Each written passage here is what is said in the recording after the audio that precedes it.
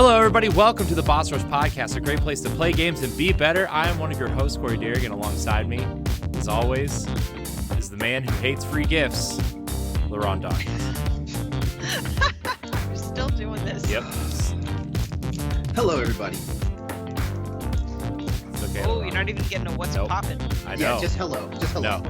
He's angry at me. It's fine. Also, I'm gonna sit here and eat my chocolate. okay. Also joining us is the writer extraordinaire, Stephanie Klimov. Hey, I'm still awake. Yes. I'm awake too. My son is in the background fanning me. Hello, Some fresh air. child. Also joining us, special guest from the writing team, from the community, from the internet, Jack Brough. Hey, how is everybody? Hi, Jack. How are you? I'm doing good. Happy to be here. I'm glad you're here. I'm really jealous of your Tetris piece wall. I think I said that when you first showed it off, but I really haven't seen you in person since then, so Yeah, no, thanks. It was a fun project to make them. it's cool. I'm quite jealous. Yeah, it's really cool. Thanks. Tetris is definitely one of my favorite games of all time, so Do not be shocked if the next time you see the wall behind me, it's like that. All right. I'll right. shout you. I'll at least shout you out there. All right, cool. I look forward to seeing it. So how's everyone's week going? Everyone having a good week? Bad week? Great week? Oh, it's a okay week so far. Like all my roommates are gone for the next 5 days. So if I didn't have work to worry about, I'd probably be all up to all sorts of no good. It's cool. My week is kind of like how you go to a neighbor's house and you use their bathroom.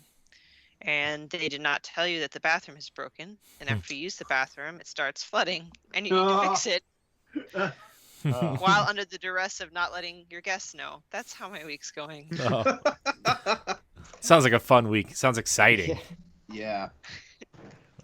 well, I'm glad my week's going better than Stephanie's then. I know. Me too. I'm so happy.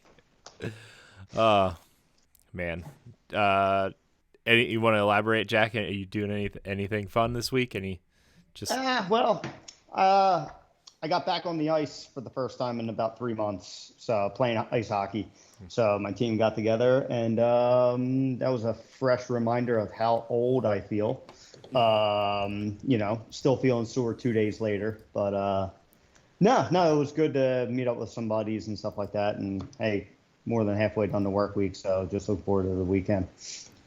Cool. Wow, Jack, that's a great idea for an upcoming topic. How old are we? And just talk about all these problems that we're experiencing at our age. Yeah, exactly. Oh, God. It's a good way to get rid of people.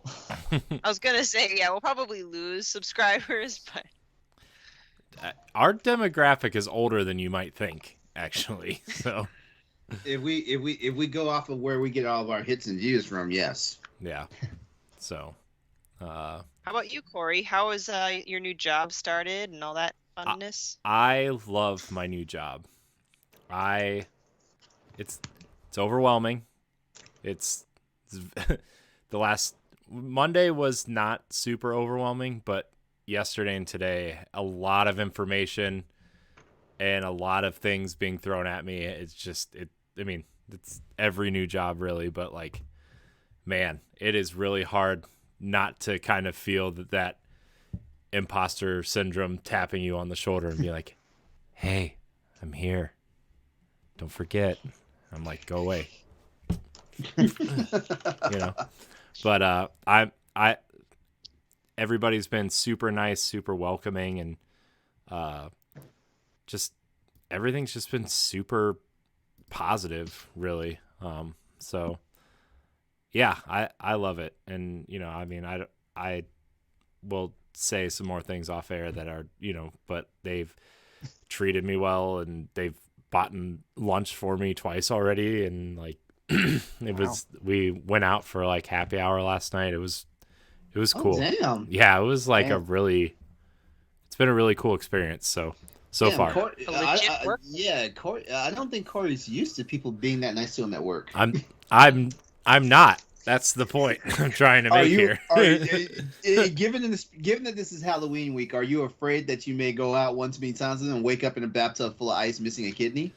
Oh God. I mean, I hope not.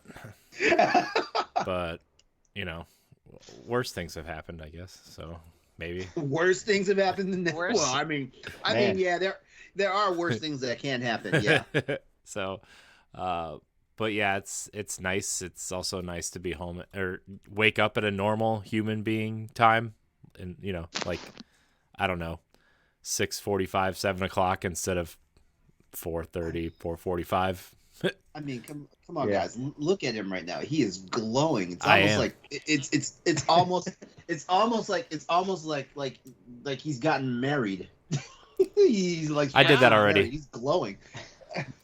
I did that once. It was fine. I did that once. He says it's like if the current one ends, he's never doing it again.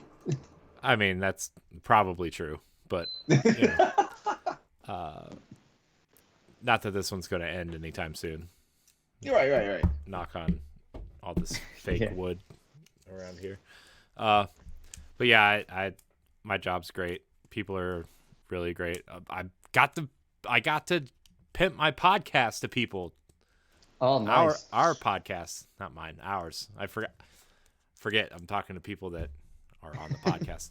No, our shows and stuff. I've gained some subscribers and some listeners, and the girl I share an office, the girl I share an office with plays Switch all the time, so that was cool to talk about. And the one guy is like a big Monster Hunter fan, LeRon, so that I tried to BS my way through that conversation, and no, I said we have a couple of people that love Monster Hunter on the shows, so See, that's all it takes. Got to pimp out the program, like me and my dating sites. yeah. See, It's like, hey girl, what do you like to do?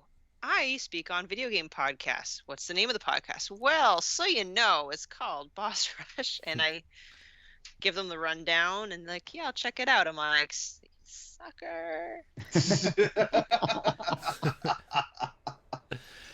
Jack, it's your turn. You gotta tell all your hockey friends about it now. Oh, no, yeah, they have been hearing about it, so we have a chat thread, and also, my guys at work and such, whenever I write out articles and stuff like that, I flood them, and half the time I'm sending it to people that don't even know what the hell I'm talking about, but, anything to spread the news. Well, it's cool. Sometimes it's like weird, because sometimes when you get out into like the quote unquote real world, like especially in this area, people kind of like look at you weird when you start talking about video games still, and it's like kind of sometimes I forget that not everybody is like us, and just it's what we like to do, and it's pretty cool. So me and the one guy were talking about Metroid Dread the other day, so that was cool. Did you tell him this really cool guy wrote a review on it? I said we have a review, but I wouldn't trust it. I'm just kidding. I'm just kidding, LeRon. Man, you really dislike me. What did I? No. Remember, I'm one of the reasons why you have this new job. I know. To be fair, no. Here, this is what I was told. I was told that I was hired because of glowing references and because of Boss Rush. They said it had nothing to do with previous work experience. I'm like, probably smart, because there's hardly any, because nobody would hire me for 2 years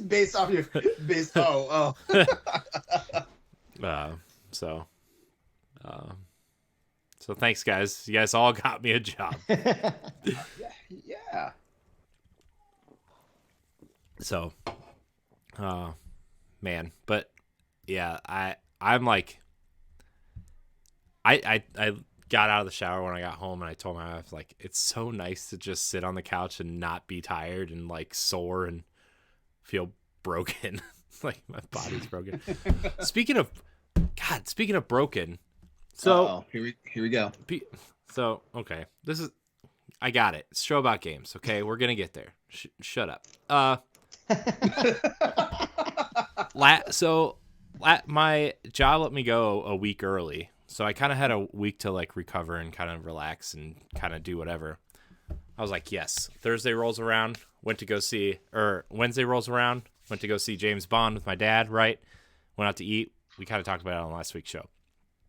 Thursday comes around, did something on Thursday. Friday, my wife buys me a full body deep tissue massage. Right. So I'm like, all right, I'm ready. Never had one, been standing on my feet for like 20 years between, the restaurant and this last job and multiple other things. Here we go. So the main thing for people that don't know, a deep tissue massage is to rid your body of the toxins and really rub those muscles out so you feel sore the next day. Well, let me tell you, that night I was super sore, but I also started feeling really sick. Not drinking enough water? I guess not, but I was like chugging water like it was my job afterwards because she said, better drink some water or you're going to hate me tomorrow. I'm like, I don't really know what that means, but okay. Yeah, were you super nauseous? Oh my gosh. Not only was I nauseous, like I had a fever for almost 2 days. What type of massage did she Yeah, get? Exactly. Like, give you COVID? No, it wasn't COVID. No, I had one of those take-home test things. It wasn't that either. It was just like, and very rarely, but it does happen. You experience flu-like symptoms from these. And I was like, look, I'm not somebody who complains about being sick. I go to work when I'm sick. I try to like power through it, whatever. I told my wife, I don't remember the last time I felt this sick, but I was like, somebody knocked me the fuck out. Like I couldn't move for like a day and a half. And then I was fine. Well, Sunday night I was fine. Well, I mean, you said you've never had that kind of massage before, right? Mm-mm. Yeah, so instead of transitioning from like a Swedish massage going straight into a deep tissue, yeah, you probably had a lot of shit broken out of you and maybe just kind of overwhelmed your system. Yeah. And so that was fun. That was a fun weekend. But it will transition into what we've been doing with our lives. But I'm going to get through the housekeeping first because I can't just do that. So, by the way, LeRon, you're welcome for the doc. Oh, stop. Except now I can't find it. So I haven't asked for a doc in like 2 weeks. I know. I just like giving you a hard time, LeRon. Once I realized that the format never changes, I stopped asking about it. Now I can't find it. See, this is why I don't send docs. Hold on. I sent it to Jack. Wait. Watch I find. Wow, it's literally 1, 2, 3, 4, 5, 6. It's literally 7 messages up in our chat. I know. I also titled it wrong, so that's why I couldn't find it. So there you go. Yeah, it is titled wrong. I just realized that. I fixed it. Don't worry. Nobody's ever going to see this doc except for you three, but I fixed it. This is going to bother me.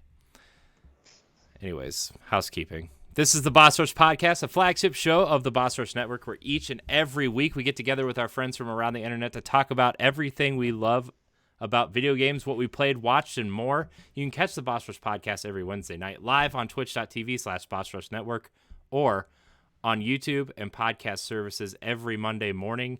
Follow us on social media at Boss Rush Network. Join our Discord and Facebook groups and find all of our shows and content on bossrush.net, including LeRon's Metroid Dread review, Jack and Stephanie's banter pieces, and more. So, Mean Ed and Jack? Well, I mean, I've done banter before, but I know Ed and Jack did a collaborator. Y'all did a wonderful. You Yeah, know- y'all did a wonderful collab on the Nintendo 64 expansion pack stuff. Yeah, it was fun to work with Ed with that. You know, I know it's been a hot topic, but you know, I thought it was a fair assessment anyway. You know, we got both major points out there. You know. So for everybody's on the expansion pack right now, is it what you hope for? I have it, but I haven't utilized it yet. I'm trying to wait to spend money because by the time I get paid from my new job, it'll be almost a month since I got paid last. So, trying to I do get my last paycheck's supposed to come in the mail for my old job this week sometime, but let's be honest, it's probably not. So. I've seen a few things on Twitter, and I think the person was using a Pro controller, so I really don't know if it's a specific issue, but I guess sometimes the controls can lag just a little bit. Yeah, I've noticed. I mean, even on the NES and Super Nintendo games, the controller lags a little bit, especially if you're like farther away. Kind of sucks, to be honest. That's why I make Ed play the games. When we used to do when we were doing our retro game show, which I still want to bring back at some point. I would always make Ed play the games, and I would capture the footage. So. Yeah, I haven't dipped in LeRon. You know, I was on the outside, but yeah, I'm waiting for everything to get worked out before I pull the plug. But yeah, there's really nothing in it that I'm interested in at the moment.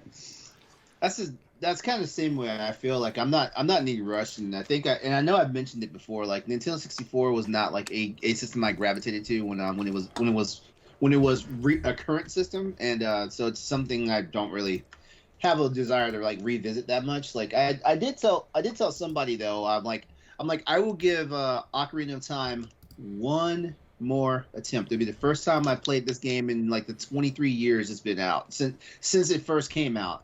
I'm going to give it one more attempt to see if it can finally change my mind about how I feel about all the other 3D open world Zelda games.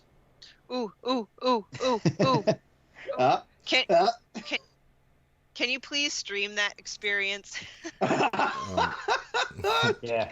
No, because I already know I'm going to get annoyed at the hey, listen. I know. Stephanie, entertaining for us. I have a good idea. Okay. Some form of us. We should just make it a Let's Play series on Boss Rush. But like we can do it through Nintendo Switch Online. So we can all jump in like a Discord call.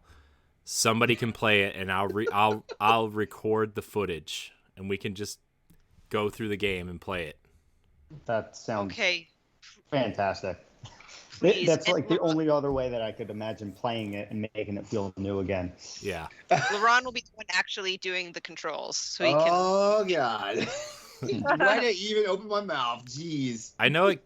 I know it kind of crosses over with the idea that Galatrad and I were talking about called Timeline, which now that there's time, we might still actually get to do it now. But we're gonna do it. We're also gonna do a monthly Mario Party show, I think, too. I will only play with you guys if you're playing the Nintendo Switch version. I mean, the current one. Is it Super Mario Party? Is that the name of it? Well, we're gonna swap between Super Mario Party and whatever the new one is. Mario Party Superstars. They don't make it easy to follow which is which. No. They don't. I have the current one, so if it's going to be that, I'll be happy to join. I'm starting. I will also join that one. Cool. Neat. Look at us, guys. That's the only Mario Party game I like. Planning. All the other ones can die in a fire.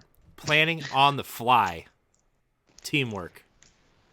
Yeah, great ideas. People are like, let's not forget them. People are like, what are like? We haven't heard a single drop about video games. And now they're planning other content. Jerks. About video games, though.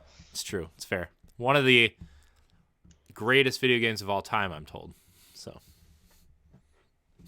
What game is that? Ocarina of Time. I'm told You know, it. I said I'm told.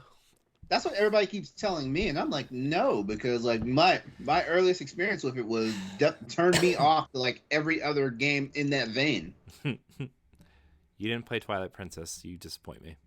I did not play Twilight Princess because guess what? It's okay. Moving on. Okay. We're not getting into this. Wait, no. I just have one serious question here. Mm-hmm. The Twilight Princess is in what timeline of The Legend of Zelda? Because isn't there like 3 different continuities? It's in the child timeline. Yeah. It's in the child timeline. The child timeline is technically which games? I think it's Majora's Mask, Wind Waker, Twilight Princess. Okay. Wind Waker's in the adult. Is it? Timeline. Yeah. Which it's the opposite of what you would think, because you play as adult Link and Twilight Princess, and none of it matters. He returns back to a child, goes through Majora's Mask. He kind of grows up with no one really knowing his accomplishments, and you think of hero shade and all that nonsense. And then Twilight Princess happens. Okay, now you said that it makes sense now that because I actually enjoyed Wind Waker, so it makes sense. So there's something subconscious about like this whole thing with me and everything that's been spawned from Ocarina of Time. There you go. See, that wasn't so bad, was it? That wasn't painful. Man, you say. This is these timelines, man. People really have this. It's mapped out pretty. Mm-hmm. Hey man. Like I will give the nerds that, because just how like the Zelda nerds are like that. That's how I am with Star Trek. God, you're a real nerd. Anyways, it's time to talk about what we've been doing with our lives, playing, watching, doing. I'm going to go first because my sickness led me to a show that I really like, and I don't care if people make fun of me for, because I really like it, and then I looked it up, and people actually really don't like this show. Mm-hmm. So, been watching DC's Titans on HBO Max. So I'm on the last episode of season 1, which last night I stayed up because I thought episode 10 was the season finale. So I was like, okay, I'll stay up late to finish the season so I can start fresh the next day. And then I finished it, and it's like, episode 11. I'm like, no, you told me this was the season finale, but it's not. So I'm going to bed. So, yeah, so I've been watching that. I like it. This last episode really threw me off, like, because I liked it because it was like kind of grounded, but kind of not. You know, it wasn't like, you know, super fantastical or anything. And I don't know. I really like it. If you like shows like the CW DC shows, but like darker and grittier and bloodier, this might, you know, tickle your fancy. What characters are in it? Right now it's Dick Grayson. He's still Robin, but spoilers, he burns the Robin suit, and I guess he's transitioning into Nightwing now. So I guess that's what the first season is about, is him finding himself and after Batman. So Jason Todd is in a couple episodes as Robin too, so that's cool. Oh, that's not gonna end well. Well, I mean, they're on season 4, and Red Hood is one of the main characters now. So I mean, I'm assuming. Wait! Titans is made to season 4. I thought Titans was only in like season 3. Season 3 is over, and season 4 starts soon. Oh, okay. Okay. So, I mean, I only know that Red Hood's in it because he's on the thumbnail with all of them. So. Gotcha. Also Robin. So, you know, whoever that third Robin is, I always forget his name. Help me. Somebody help me. Help me. There's Dick Grayson, Jason Todd, Tim Drake. Thank you. Star? No, I'm not a DC nerd. No, I'm not. Starfire, right? Starfire chick with shoots fire and has red hair and green eyes and wears a purple suit. Wait, is it? No, I think it's Starfire. DC Titans characters. Season 1. Beast Boy's in it, I know. And then let's see. I'm looking it up. They don't ever use the characters like. Yeah, it is Starfire. It is Starfire. There's a whole storyline about Hawk and Dove, which is cool. And then there's a whole Doom Patrol crossover episode, which was really cool. So, yeah, that's what I've been watching. It's been fun. And then I've been playing. I thought I was going to play a lot more games last week because I was off, but I didn't hardly play any games, actually. I actually watched a bunch of movies and shows that I wanted to catch up on. I watched all of Kong Skull Island. I watched Godzilla, and I watched Godzilla vs. Kong. So, man, I thought they were going to be good. You made the bed out of it. I did not like any of them. Oh, man. So wow. That's disappointing. I know. But, like, I thought Kong Skull Island, I was like, okay, this is okay. This is, like, I get it. I know this is the first movie in a series. And I was like, maybe they get better. I watched Godzilla. I'm like, not really into this, but I do want to watch Kong beat up Godzilla. And then I got there, and it just wasn't fun. So I feel like I wasted like 7 hours of my time. But it's okay. I was off, so I had time to waste. Yeah, sure. I also finished Rampage. I don't know if I talked about that last week or not, but I finished Rampage. The movie? Yeah. That was way better than Kong versus Godzilla. Probably because... What? Huh. I actually enjoyed it. I actually enjoyed Rampage. Yeah. I think people... Maybe I will check it out. When they talk about video game movies that are not awful, they skip this one, and they shouldn't, because it's fun. So, especially when like all the monsters start eating the bad guys and stuff, it's fun. It's really fun. Spoilers for Rampage: Nice. The animals eat the people. Oh, no. How dare you? I know. So, what else did I do? I played some Metroid, but not a lot. So there's nothing new to report. I'm still lost. And I played some Tetris Effect. Spoilers, music's still good. Not much to report there. I stopped playing Sable because that game sucks. Sorry. I tried really hard, and I appreciate the work that these two very talented developers made this game in a really cool art style and a very distinct animation style.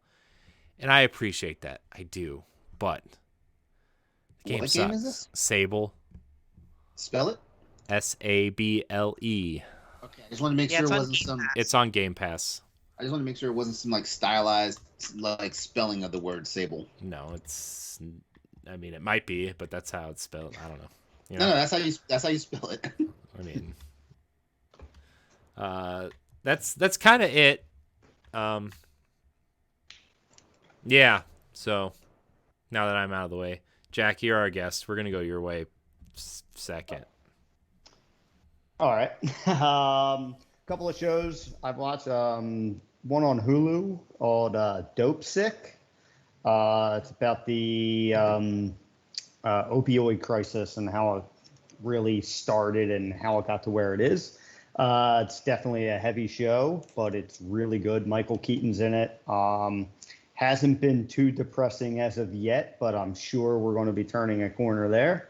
I think there's only like 4 or 5 episodes out right now, but yeah, it's definitely worth checking out if you're into a more serious drama.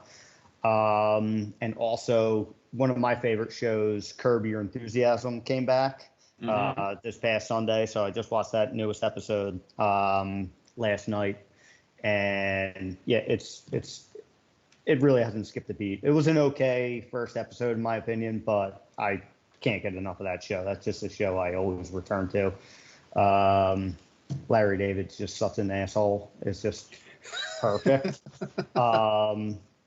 And as far as gaming wise, I got a lot of gaming in. A couple of buddies of mine, we went away. Just the guys. We got away from our families. It was a nice little weekend where we just hung out, played video games, and acted like we were in college again. So that was pretty cool. Nice. Yeah.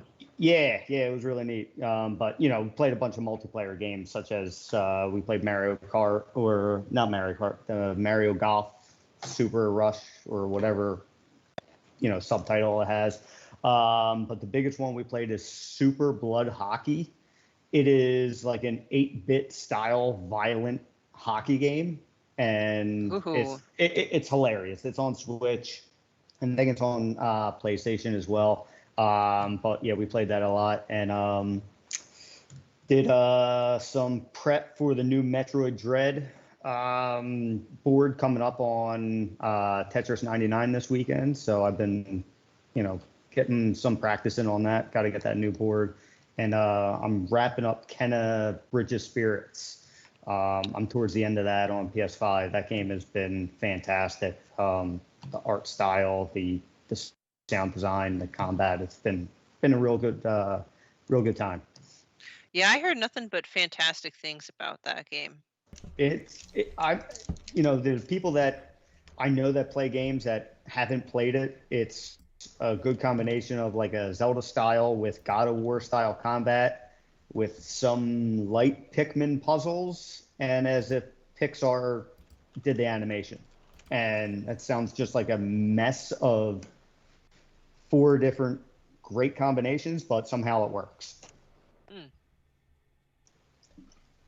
Nice. Yeah, that sums it up. That's a lot of gaming for me.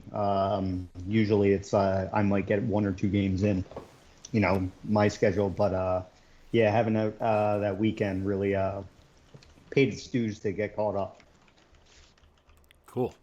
Kenna's one that's on my list. It's like that is like the game. As soon as I can get a PlayStation 5 at some point, that's the game. That's like number 1 on my list right now, for sure. I don't think it'll disappoint.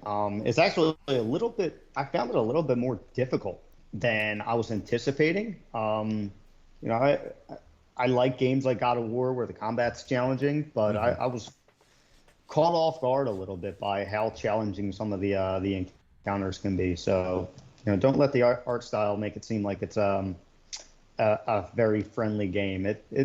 It's kicked my ass a few times. Cool.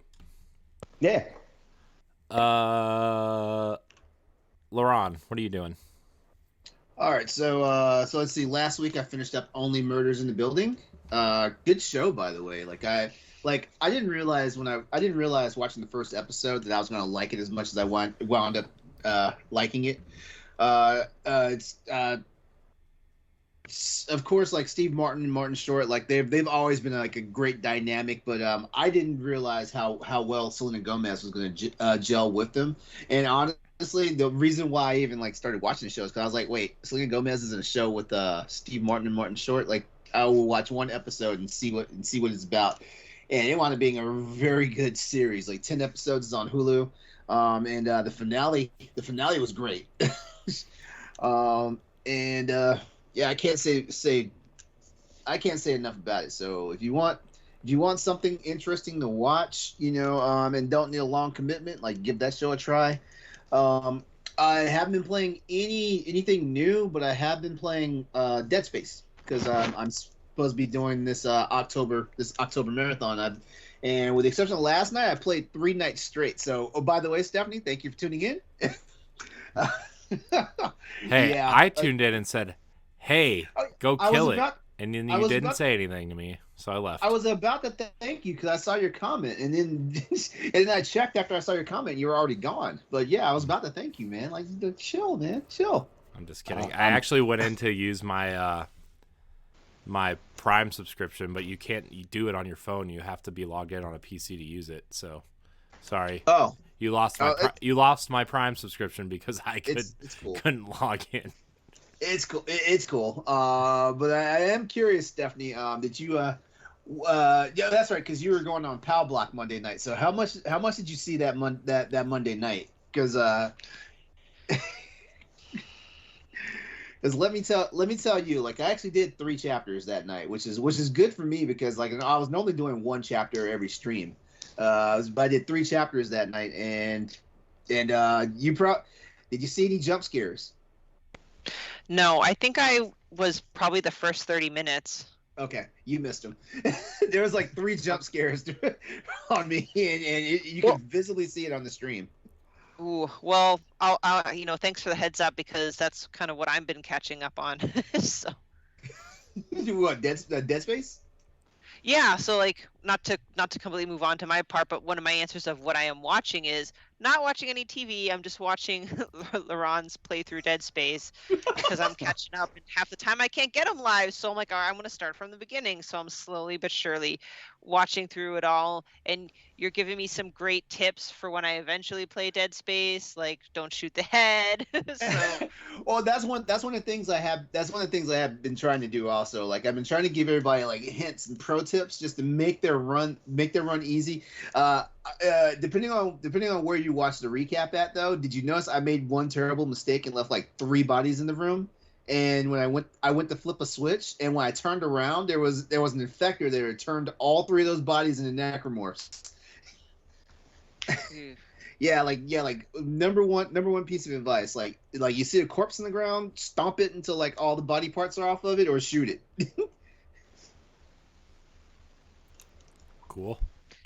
Like I said, when it comes out on PS5, that gruesomeness is going to be even more real. I can't even imagine because I saw I watched the developer's diary on that because they did like a 50-minute like dev diary on that and on Twitch and they showed some of the new stuff they're doing, and I'm like, man, like they're about to turn this game on its head. So like people like me who kind of know it, like in as muscle memory, I'm like, man, there's gonna be a whole bunch of stuff that's in here that's gonna be throwing us. Kind of like how people were with like Resident Evil remakes, and those games. Like I guarantee you, they're gonna throw some crap at us that we're not prepared for. Cool. Well, Stephanie, I guess you're last. Well, this week. as I had just mentioned, what I'm watching this week is all of LeRon's stream of Dead Space.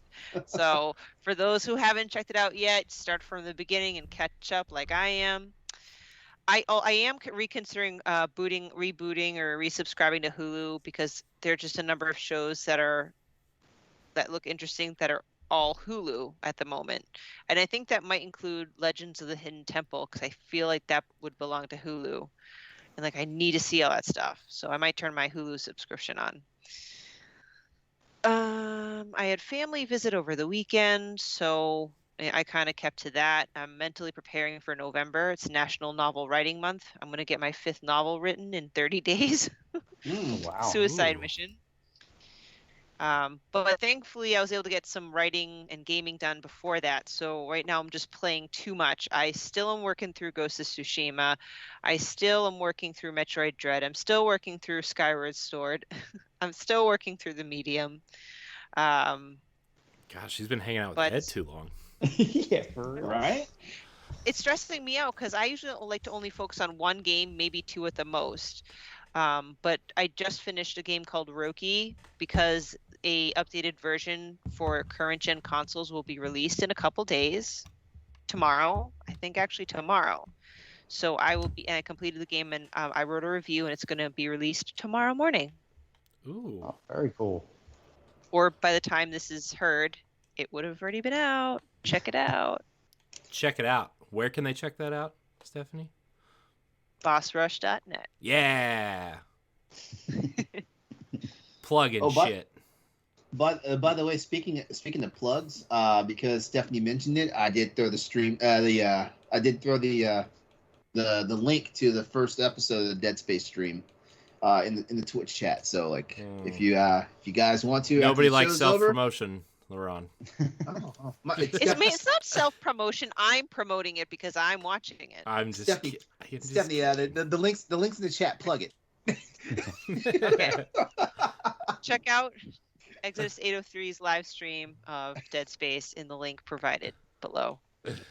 Oh man, Thank you. I feel so good today. It's just not even funny. I know. Look at his smile. Yeah. It's like I kind of know. and makes me nervous actually. I can just do more now. That's the problem. I can finally do the things I want to do now. Speaking of things I want to do, I want to get to some topics here. Jack, you're our guest, so as tradition dictates, you will go first. All right. I have a couple of topics. I don't know if it's fine to throw them out and see which one we want to go about. You know, first time here, it's just kind of like one of those things where it's like, don't want to bring a stinker to the table here. So been mulling it over and want to bounce it off you guys if that works with you. Cool. All right. So one topic could be how to introducing hobbies to people that you influence. So I'm a father, so a bunch of different hobbies that I like, such as, you know, hockey and games and such like that. Some things have stuck, some haven't.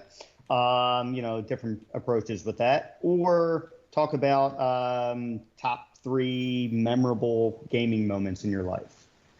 So they were the top 2 topics that I was kind of mulling over and wasn't sure which one would be best to discuss. Okay, guys, we want to take a vote on this? I kind of like how do you influence, or how do you get your, you know, introduce your hobbies to people that you influence, like children, because my daughter is also becoming of that age where she's not playing, but she's watching and becoming sort of interested.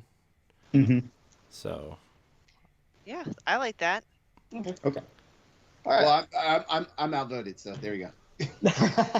I don't have kids, so I can only. You live live with you children. You Yeah, live no, with I you live well, I with mean, one though, sort of, right? he's 19 months old. Like he hasn't gotten to that sit down. Well, if anything animated that I'm watching, he'll sit down and watch. But like video games, like I haven't had him sitting down watching me play video games yet because I'm not sure if his parents are ready for him to get into that. Because you're killing necromorphs Yeah, and monsters exactly. and. Well, I mean, I'm not playing the scary stuff around him, but I mean, I play other stuff. Well, no. One day he walked into my room when I was playing Monster Hunter Rise, and that was the funniest. That was the funniest thing because he saw it. He started pointing at the TV, and I was like, it's a dragon, and watch me kill it and stuff like that. And he just he was just like staring at it, and then he just like plopped down on the floor, and that's where he was at for like the rest of that quest. That's funny. That's really funny. Then he tried to steal my controller, and it was time for me to get him out the room. Of course. Oh, because even though he's young enough to not really recognize what's going on, he's old enough to know that if the controller I give him is not the controller that's in my hand, it's not playing the game. He knows that much. Ooh, he learned Smart early. kid. I didn't learn that till I was like 5 because I was dumb. Oh. So Well, Yeah, that's always the best maybe trick. I'm the kid that played the Maybe I arcade could- machines before, you know, I never spent a single quarter on Ninja Turtles until I was like 6. Watching the same loop over and over. I did. It was cool. And there was flashing letters on the screen, and I was too dumb to read them. So, you know, thought I was telling you I was doing a good job. That's all that matters, Corey. And look where you're at now. I know. Still fucking around with these stupid video games. So. Yeah. Well, maybe I could start and show LeRon it's not just kid related, though part of it is kid related. So whatever. Couple things. Influence on me. So it's not like I wasn't into video games, but perhaps due to my strict upbringing, that video games are bad. I never got exposure to it until I had an older cousin move in, and he would play lots of like NES, SNES, and Nintendo 64 games, and I would watch him. I would like sneak out of my room when my parents weren't around to watch him play. And he wasn't playing like anything horrible. He'd be playing Legend of Zelda. So I'd watch him play, and I would get so engrossed into it, and that kind of was the hook to influence me to appreciate and enjoy games. I would say I pass it down to my son, but in a manner of like, I enjoy Zelda. I like old school Zelda, so I put on Ocarina of Time, and I played it, and he would just sit there and watch and admire, and soon he has a very artistic side. He starts drawing his own dungeon maps, Oh, cool. and where treasures Yeah. could be found and what weapon would be there. So he's drawing like map after map after map. Like this one's the fire temple, and this one is the forest temple, and you get the map here and the compass here. Like he got really into it, and I wasn't even. My intention was that far. It's just like, hey, I'm just gonna sit down for 30 minutes. Created a monster. Now you know what? Now Yeah. you know what's cool about you relaying that story. Like I mentioned earlier today. Like I was in Target today, right? And I ran down the school supply section because I needed some pins for my office and stuff like that. And I saw like the notebooks that one side is like the regular line paper and the other side of the paper is like the grid stuff. And I remember like fondest memories of when I was younger. You guys remember the game Gauntlet? Yeah. Mm-hmm. I used to get the grid paper. I used to make my own mazes and maps and stuff like that. And I was like in that aisle at Target, and I was just like super nostalgic for a second because I was like, man, like, why did I stop doing this? And I think and I was thinking about it, and I like walked out of the aisle, but like while I was in the store, like I was still thinking about it. I'm like, the only thing I can think of is that, I had people, like older people telling me, like, like stop worrying about video game stuff and stuff like that. So it's kind of like it killed my imagination because I almost picked up a pad and like for the first time in like 20 plus years and thought about drawing some mazes and maps and stuff like that, but I didn't do it. I feel like I've lost my imagination. I feel like I'm right there with you. At some point, it gets beat out of you one way or the other. That's why I'm like encouraging Nikolai before it gets beat out of him. Like, hey, you want to draw 30 pieces of paper and 40 mazes and whatever with Link on them? Go right ahead. He was Link for Halloween last year. He's going to be Link again this year. Not by my request. He requested it. So I was Zelda last year, and I'm going to be Fi this year to be like the companion costume person. Yeah. So that's kind of like influence. Like I'm like, you know what? I feel like the Zelda franchise is good for him. He hooked onto it without me forcing it on him. It shows a young boy like growing up, being strong, doing the right thing, and kind of struggling, and so on and so forth. So I'm cool with him kind of, latching on to that. And that kind of is a slow introduction to video games. He's not wicked smart with his hand-eye coordination, so he doesn't really know how to play. But one quick, like, non-family related influence, it wasn't necessarily video games, but it's a tabletop game. So I met a friend who got divorced, and she was in a Dungeons and Dragons group, and she would play with her husband and like 4 other people, mostly couples. So when the husband left, she's like, would you like to join us in Dungeons and Dragons? And I was very hesitant, and I did not know what to say, because in my head I'm like, if I say yes, will I lose every single cool card I have left? I mean, I only have like 2 cool cards left, but It's more than I got. I said to myself, I was like, and ultimately I'm like, you know what, what do I have to lose? I'm really going to be there for the social aspect, because the people that were playing, they're really cool. Like, they're not too uptight about the rules and you need to dress up when you're there or something crazy. It's just, we all get together, we have our characters, and we play out the game. We have a great DM. He's awesome. So that's in a sense of something introducing me into a game, albeit not a video game. And it's just it takes a little bit of curiosity, a little bit of open-mindedness, and the actual people that you'll be interacting with in this activity. Because if you're around good company and having a good time, what does it matter? That's true. It's fair. It's true. Yeah, I was going to say, I think you got the result that I was looking for with my son as far as the Legend of Zelda. back when COVID was full force and introduced, I spent the time going through a lot of the old Zelda games and replaying them with my son. And he was into it for a time. You know, he thought he was playing. I successfully pulled off the trick of, hey, this is your controller type of deal. And he was talking up and down about, oh, it's Ganon. And, you know, everything that was a bad guy was Ganon. Or when we got the Majora's Mask, oh, the moon's crashing and this and that. And it was just, you know, he's talking to my in-laws and they're looking at me like, what the hell is he talking about? And like it does with a lot of kids, it quickly comes and quickly goes. And that's fine. I enjoyed the moment. But then since it went away, it's like, man, I don't have my gaming buddy anymore. And that's where like I was coming up with this topic of, I don't want to force it upon him. I want it to just catch. And there's been a couple of other things like that, like with baseball. Like I grew up with baseball. The timing for it was just perfect in my neighborhood that I grew up in.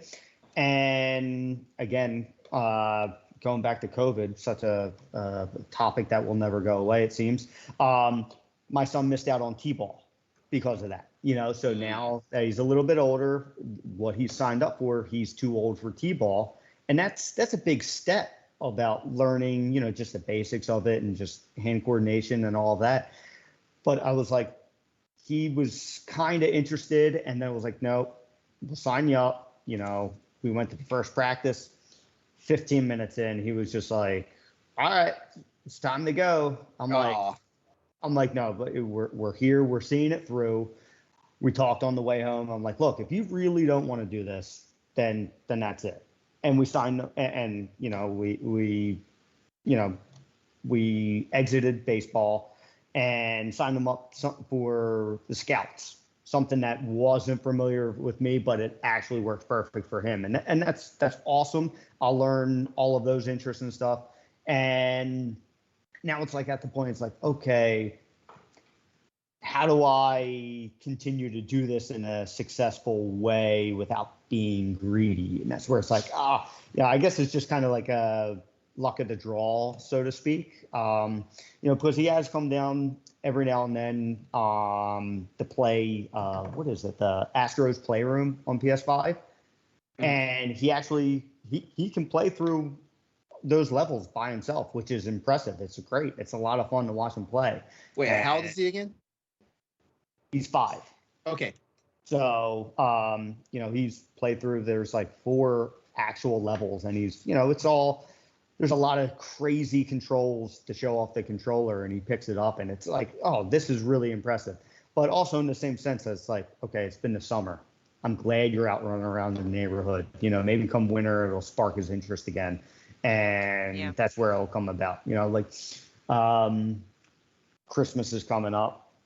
Tried to put the bug in his ear, being like, "Hey, do you want to get a Switch for Christmas?" And he just, no. I was like, okay.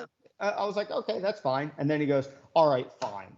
I'm like, what kind of request is that? Like, no. If you don't want it, that's fine. That's absolutely fine.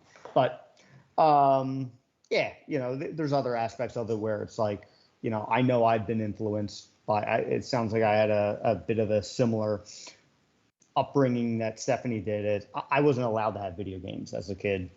And that, I think, made me love them more when I finally got a job as a teenager and was just like, well, this is my money. I'm buying them, you know, and then really got into it. And maybe that's what I got to do. Maybe I got to let my kids know they can't love the things that I love.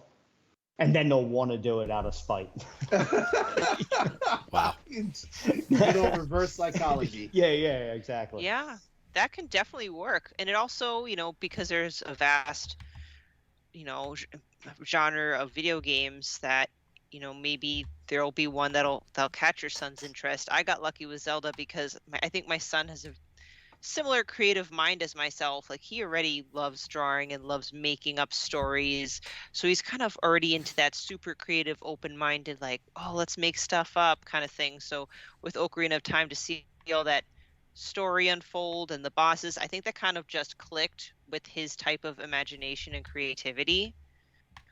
So, like I said, I'm not sure if it's kind of a developmental thing, like going into temples and getting a temple map. He all of a sudden gets excited to draw a map. So it's, I don't know. I'm not sure if he'll feel the same way if I start playing through other Zelda titles. I'm actually playing Skyward Sword with him right now, and we'll see.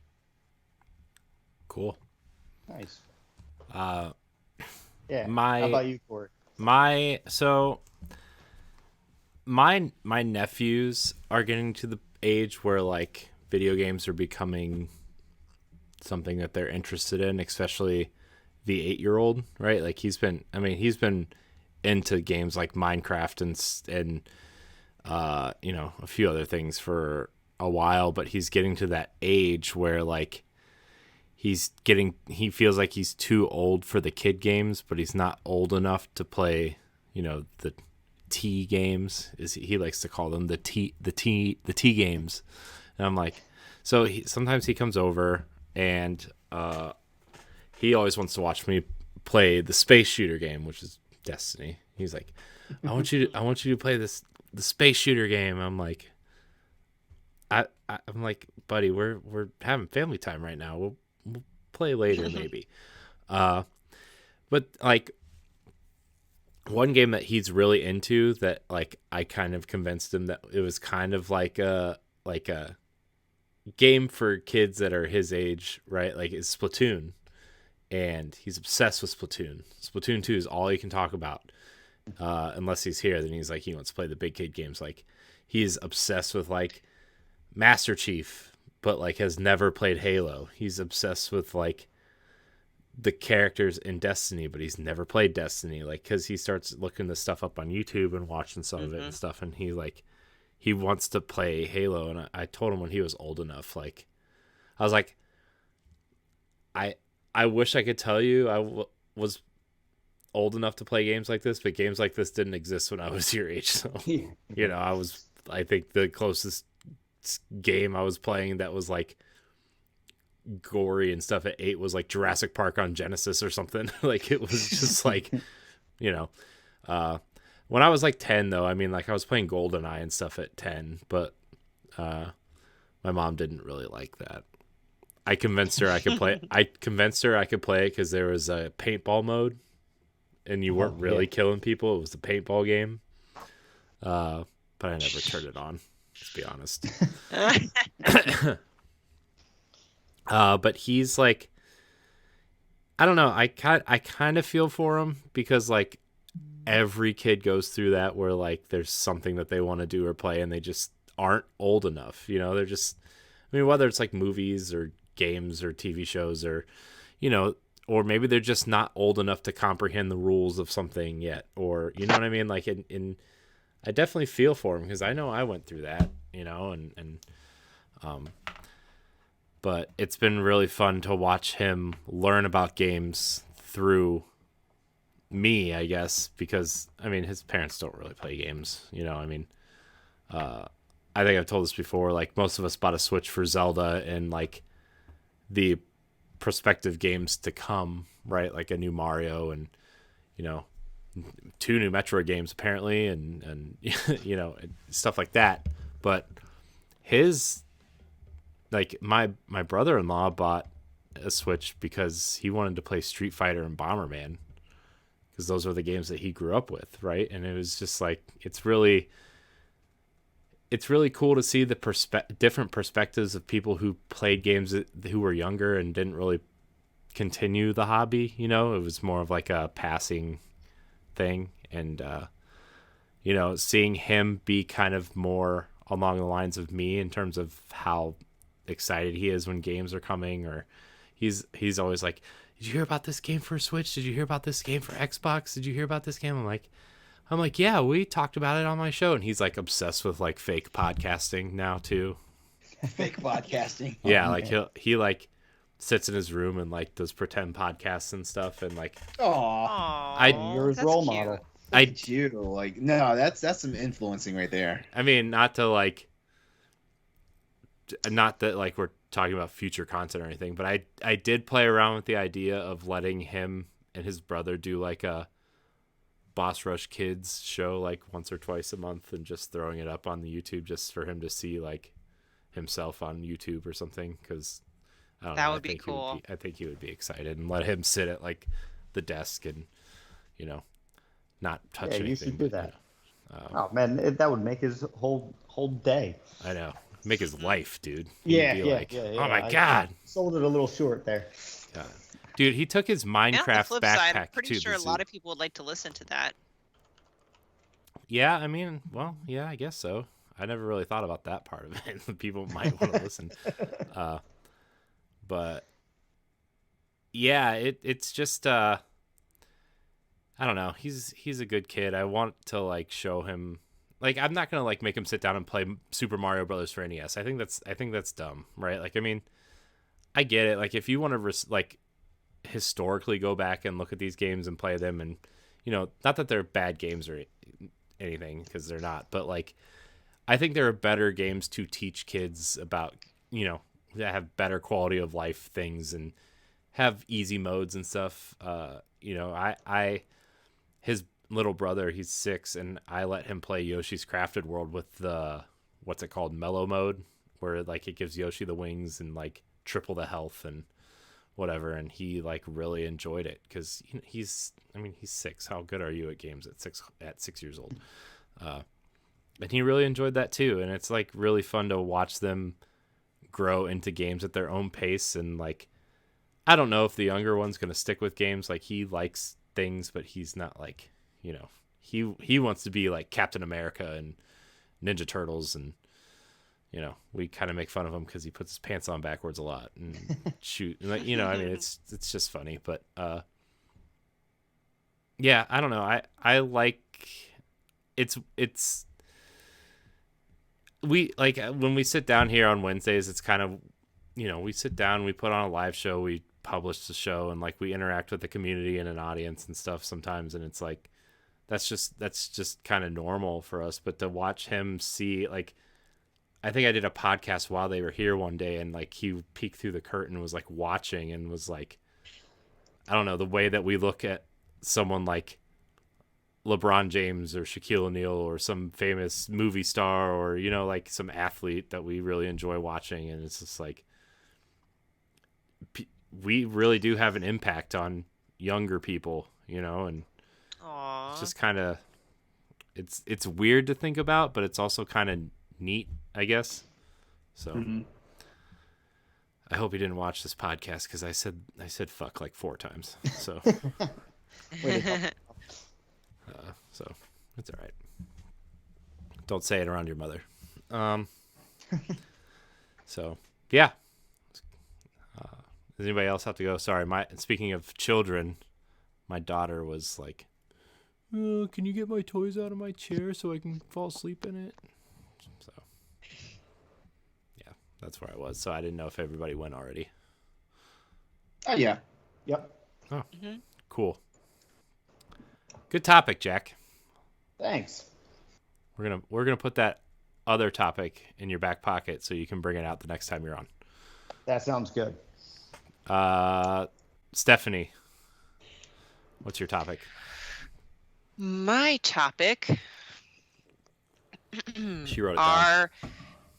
Well, I just needed notes because I need to reference something. So, gaming anniversaries, because I feel like we're hitting a crap ton of milestones of various kinds, and I'm just going to list off just a couple.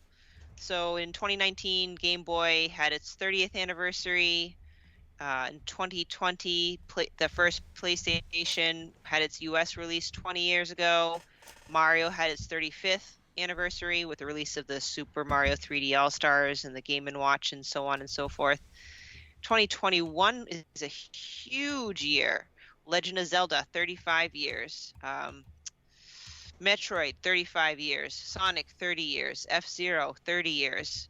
25 years with the Nintendo 64. 25 years of Resident Evil. 25 years of Crash Bandicoot.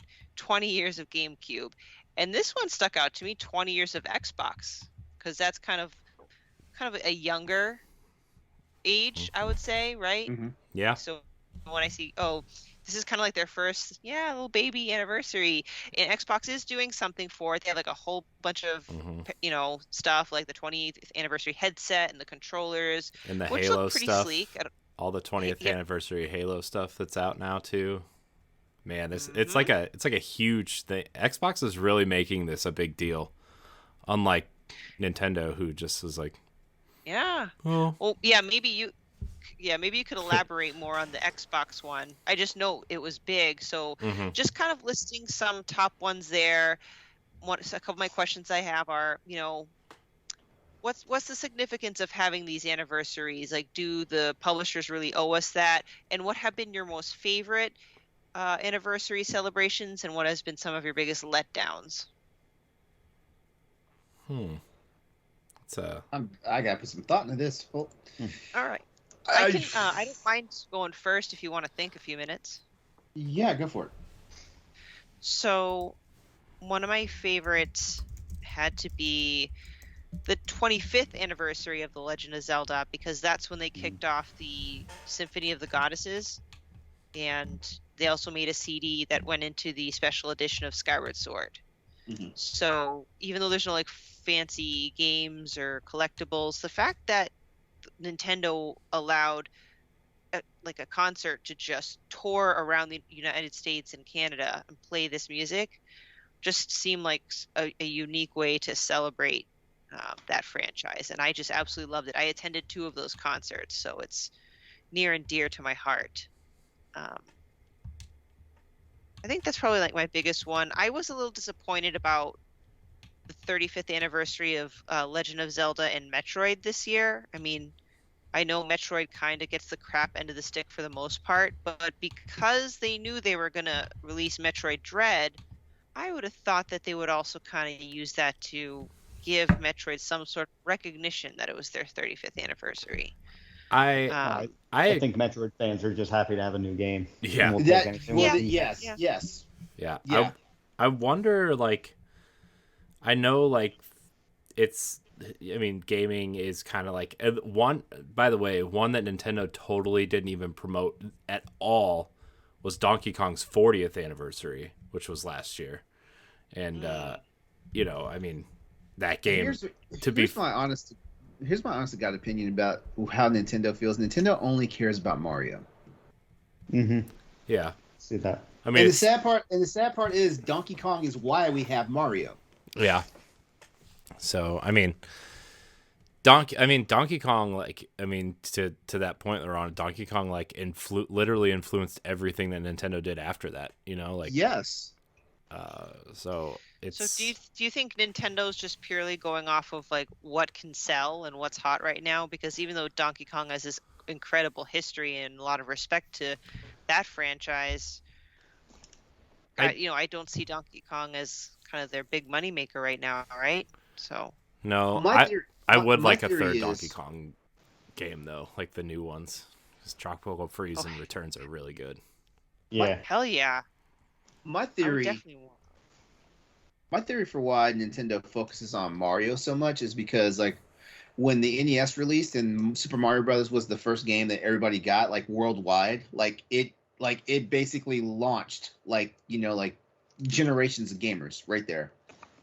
So Nintendo's biggest thing of brand recognition is Super Mario, even though, like I said, like, a lot of people who know the Mario character usually got their first introduction. A lot older people got their first introduction to Mario through Donkey Kong. Like, I was actually shocked when Mario Odyssey came out and one the ladies in the game, that was Pauline. I was like, wait, Pauline from Donkey Kong? Where's she been like this whole time?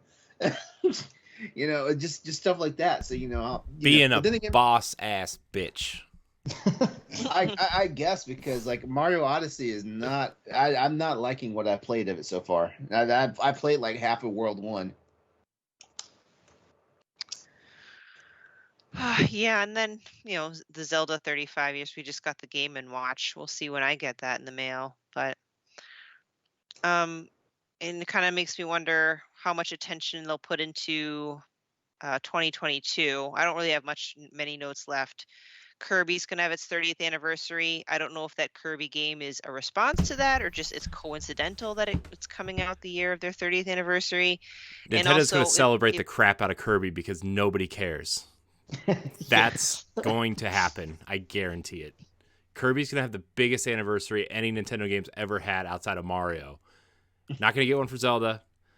Obviously not Metroid. Obviously not Donkey Kong. But Kirby, they're going to get one. Because he's cute and fluffy and sellable? Probably. Exactly. Ugh. They're going to make a giant Kirby pillow, like a life-size Kirby pillow. A beanbag, probably, too. You know, that you can just sit in and, you know, cry over your other anniversaries because nobody... And Switch will have its 5th anniversary, right? March of 2017. Hey, So, yeah, March. they're celebrating right now by giving everybody Bluetooth. Oh God. If the OLED had not come out, I would have thought, damn, if that Switch Pro, the mythical Switch Pro ever would have come out, I would have thought, oh, anniversary, that'd be perfect. I don't think anything's going to happen. Nothing. I don't think anything is going to happen. But I just figured I'd note it. I kind of look at the anniversary celebrations as just kind of too much. Like 35th anniversary, that doesn't really signify anything to me, just because it's every 5 years. You know, I would take more clout in something like a 40th anniversary for Donkey Kong compared to a 35th. I mean, I want more content. I would love to have a different collection for one of these types of games, like, you know, with Metroid, to have the Prime trilogy or something along, or even just the 2D games available on Switch, all of them, not just Super Metroid and the original. I kind of feel like I have fatigue over everything being celebrated over every 5 years. It's just regurgitating the same thing. You know, especially to that point, Jack, like when games take 4 or 5 years to have sequels now, like exactly, like you're gonna have an anniversary every time a game comes out, like that. You know, I mean, no offense to Zelda, but like, I mean, that those games take forever to come out. You're just gonna have an anniversary every time it releases. Like, I don't know. Like Metroid, I would have got, because like obviously it's been so long, right? What, 2011 was Other M, and that was the last one besides Federation Force, which I will still defend. I liked that game. But that's a very good point, because I'm constantly seeing like anniversaries and collector's editions being made or something like that. I'm trying to recall if Grand Theft Auto had some sort of anniversary. They do. It's coming out. Made. It's coming out soon. I remember there was a big deal over their 15-year anniversary. I remember there being a big deal about that. But I don't remember like it being like super huge and stuff like that. But yeah, like definitely I do see a lot of games that they come out like on coincidental days, like, you know, when it's like the anniversary or the next like plateau for that game or whatnot and things like that. And I don't know, maybe I'm just jaded sometimes, but you know, like I don't know, I feel like some games don't need like all the pomp and circumstance, and there's other games that do deserve it. Like I'm also in that camp that was disappointed with how Zelda and Metroid were treated this year. You know, especially when last year they pulled out every fucking stop from Mario. Like you had the Mario 3D All Stars game, you had the Mario Kart, like the real life Mario Kart thing happened. And there was a whole bunch of other stuff like the Mario, what was it, Mario 99 or whatever? Mario 35. Mario 35, yeah. All that stuff was going on, and then, you know, it was like, and you know, like they snuck in a Metroid Dread, you know, trailer during E3 that no one knew about, you know, that nobody was ready for, like, because everybody was watching E3 to see what was going to go on with Zelda, because like that was all that was being pushed was Zelda, you know, Zelda news and all this stuff. And then, you know, like, I don't know, like I fall in the camp that's like, why Skyward Sword, you know? But apparently Skyward Sword is a very good game. But you know, it's now I'm trying to think of an anniversary that I got really I think I got really hyped for Resident Evil's anniversary But I can't remember which anniversary it was because like Capcom does a good job of celebrating a lot of their anniversaries and stuff. Like Street Fighter had a big one.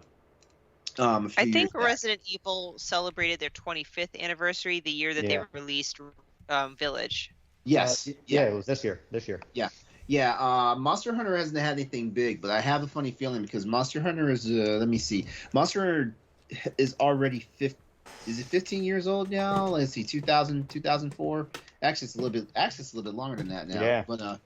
But Monster Hunter, Monster Hunter is 17 right now. So I'm kind of curious what Capcom, because this is the franchise that, you know, like it struggled for a long time. Like, well, it struggled worldwide when it was thriving in Japan. So I'm kind of curious what happens when the 20th anniversary of Monster Hunter happens. I wonder what Capcom's going to do. Yeah. And now we're even getting anniversaries for a single game, like Skyrim is celebrating its 10th year. It's not even about the Elder Scrolls series. I mean, Skyrim's a fantastic game, but you know, it's following suit with GTA 5, having it on 3 console generations. It's just, you know, celebrate the series makes sense, but celebrating one game kind of seems a little silly. Yeah, unless it's like some major blockbuster, like they change the industry forever with a certain mechanic or whatever, which comes once in a blue moon. So I agree, because it's almost, as much as I'm a fan of anniversaries because all the goodies and collections that I get, I don't think I've ever seen so many anniversaries thrown in my face since I started, you know, working for Boss Rush, and it just seemed like a lot. And I'm trying to figure out, am I supposed to be excited about these?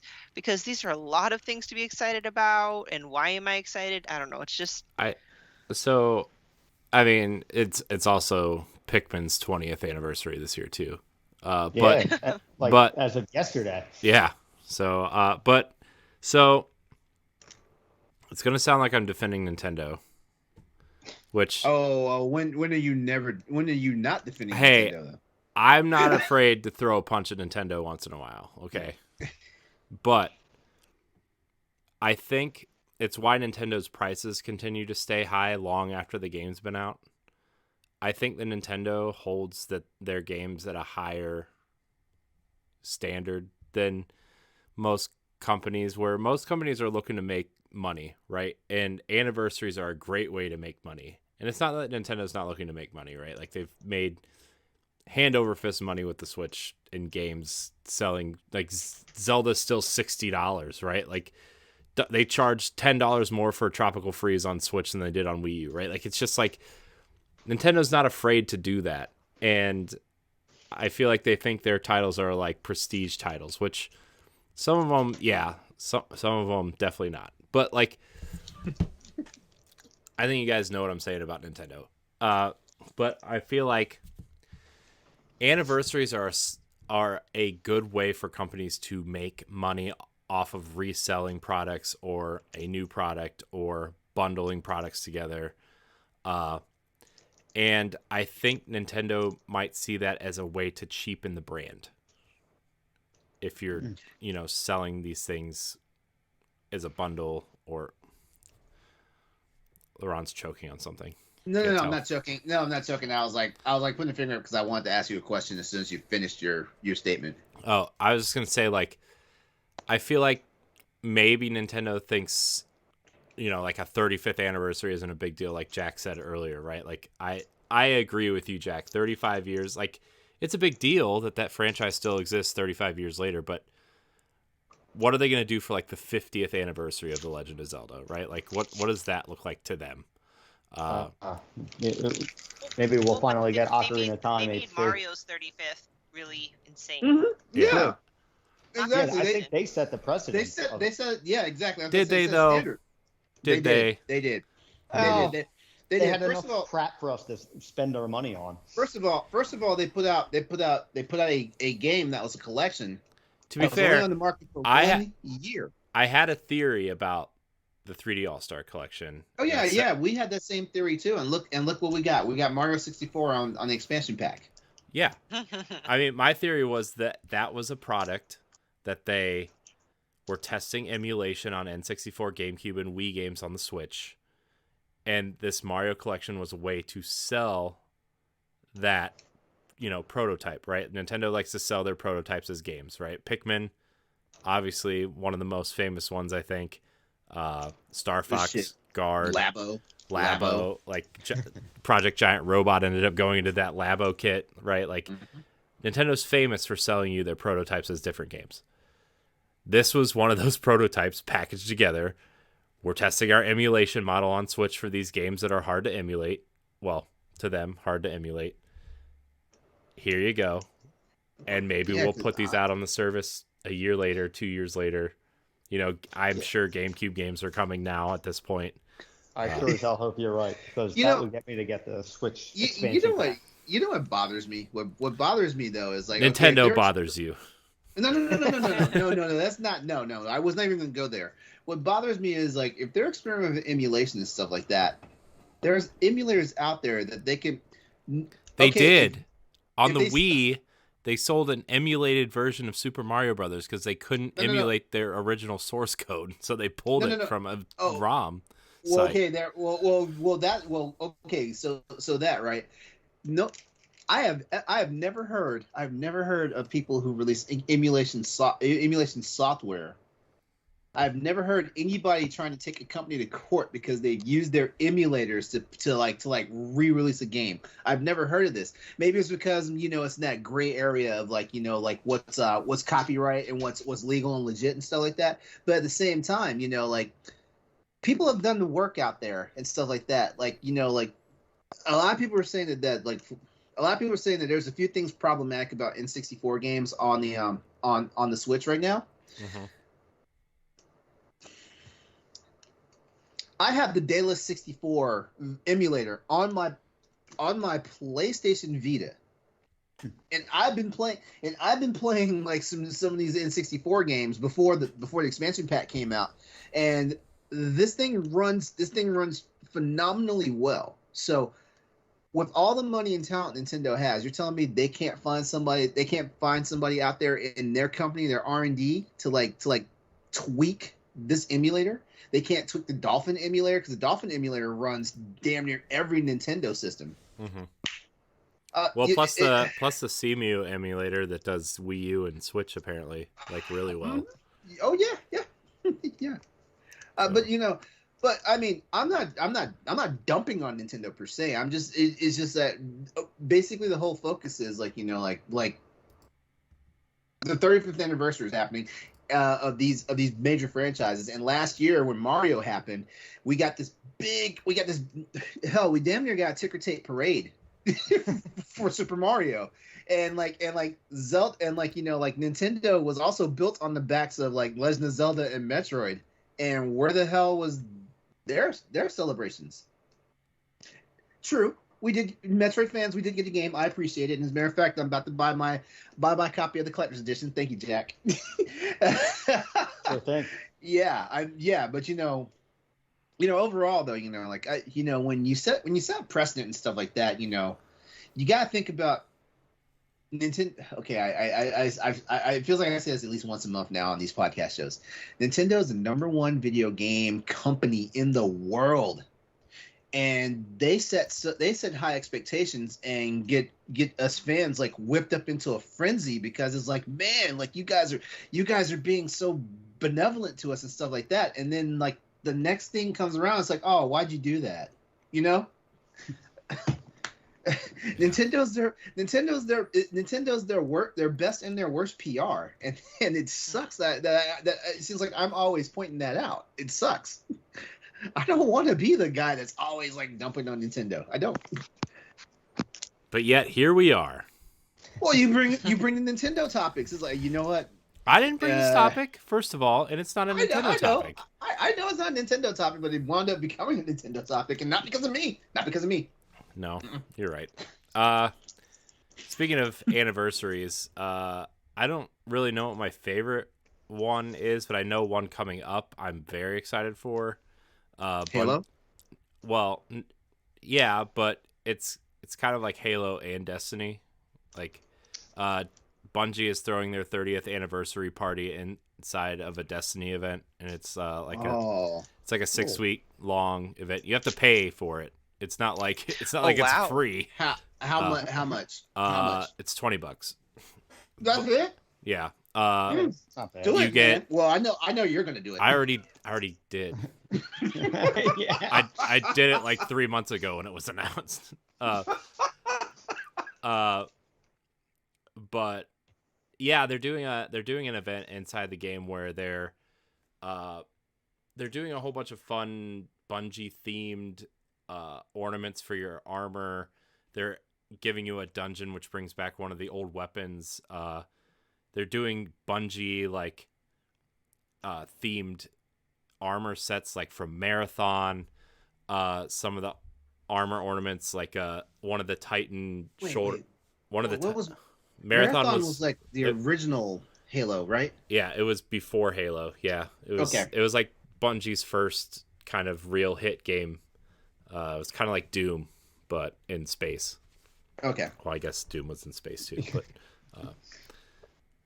and like one of the I play as a Titan, and like one of the shoulder pads for the Titan is like that looks like somebody cut off the top of a needler, and like you can wear them as your shoulder pads. So that's really cool. And then there's also a bunch of Halo themed stuff rumored that hasn't been announced yet, because I think they're trying to wrap it up in the Halo 20th anniversary event as well, and they're trying to cross promote.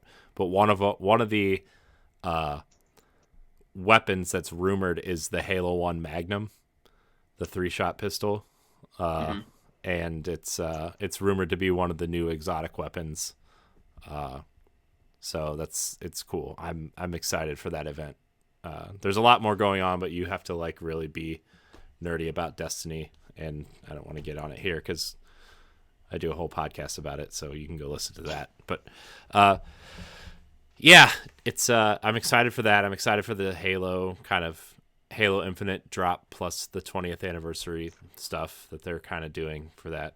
So I don't know. I'm kind of excited to see Xbox kind of do their first anniversary style event thing, because like, yeah, Halo's 20 years old, but the entire brand is only 20 years old, and it's like wild to think about when Microsoft, like Bill Gates came out with The Rock and showed this big black ugly box and this giant spaceship controller, right? Like. It's stupid how ugly that controller is, and I can't believe played Halo with that stupid controller. And they're re-releasing that? Did I see?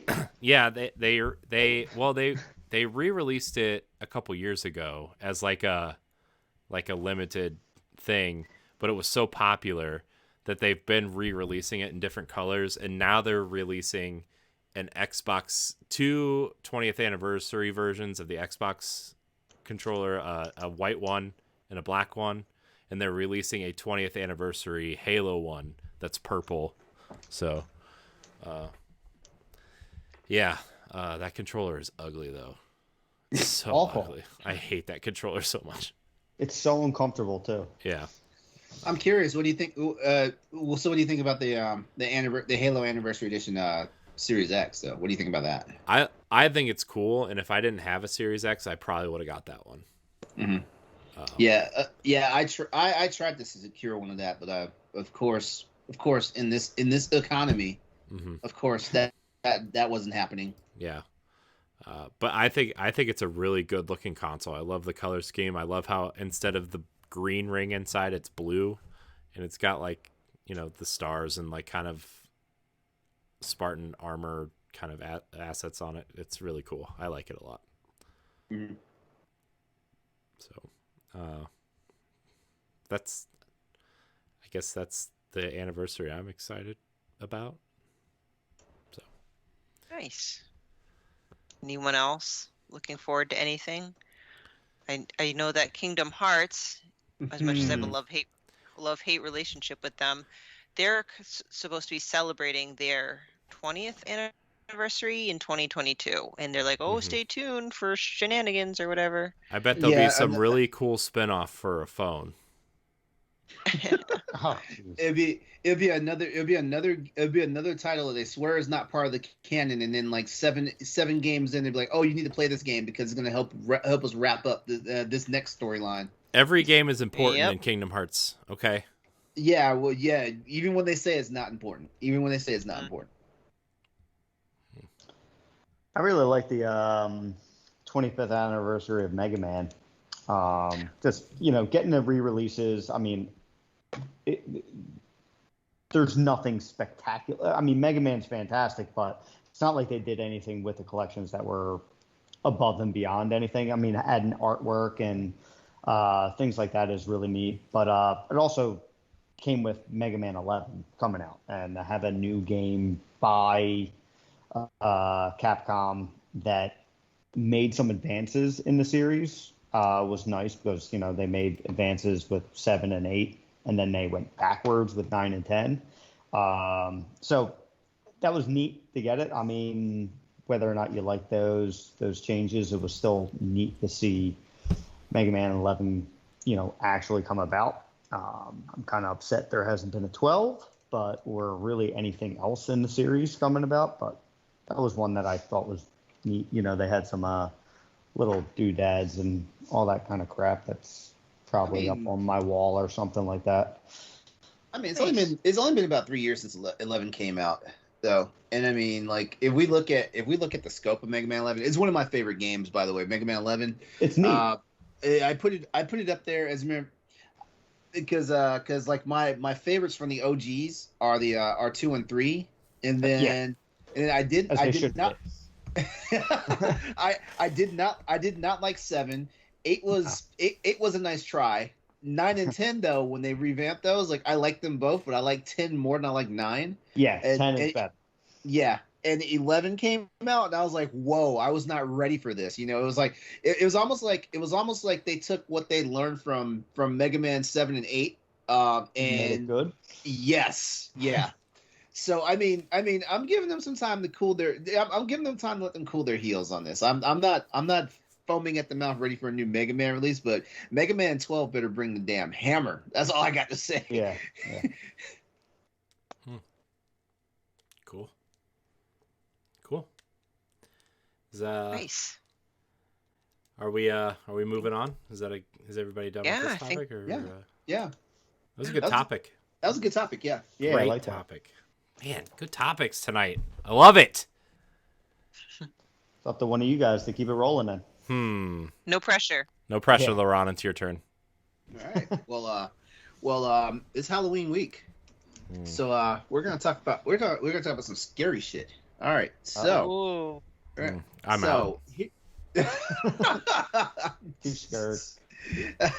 So here's you know what, we talked about enough video games, so like let's talk about our favorite scary like movie or I don't know, TV doesn't really do it justice all the time, but our favorite scary movie or scary TV like show or series. Ooh. Wow, you really picked a great topic for me, LeRon. Are you not into horror? No. Horror or gore? No. Really? Me neither, I did not. Yeah. I did not know this. I did not know. I'm sorry, I'm a bad guest for this one too. Oh crap! I guess then we have to go to games. So I didn't want to do that. I didn't want to do games specifically because last night on Crossroads, like we brought 3 of our favorite, scariest, or creepiest moments from video games. But Well, hold on. You can open it up, LeRon. You can open it up to games and movies or TV, and I'll try to think of one that's.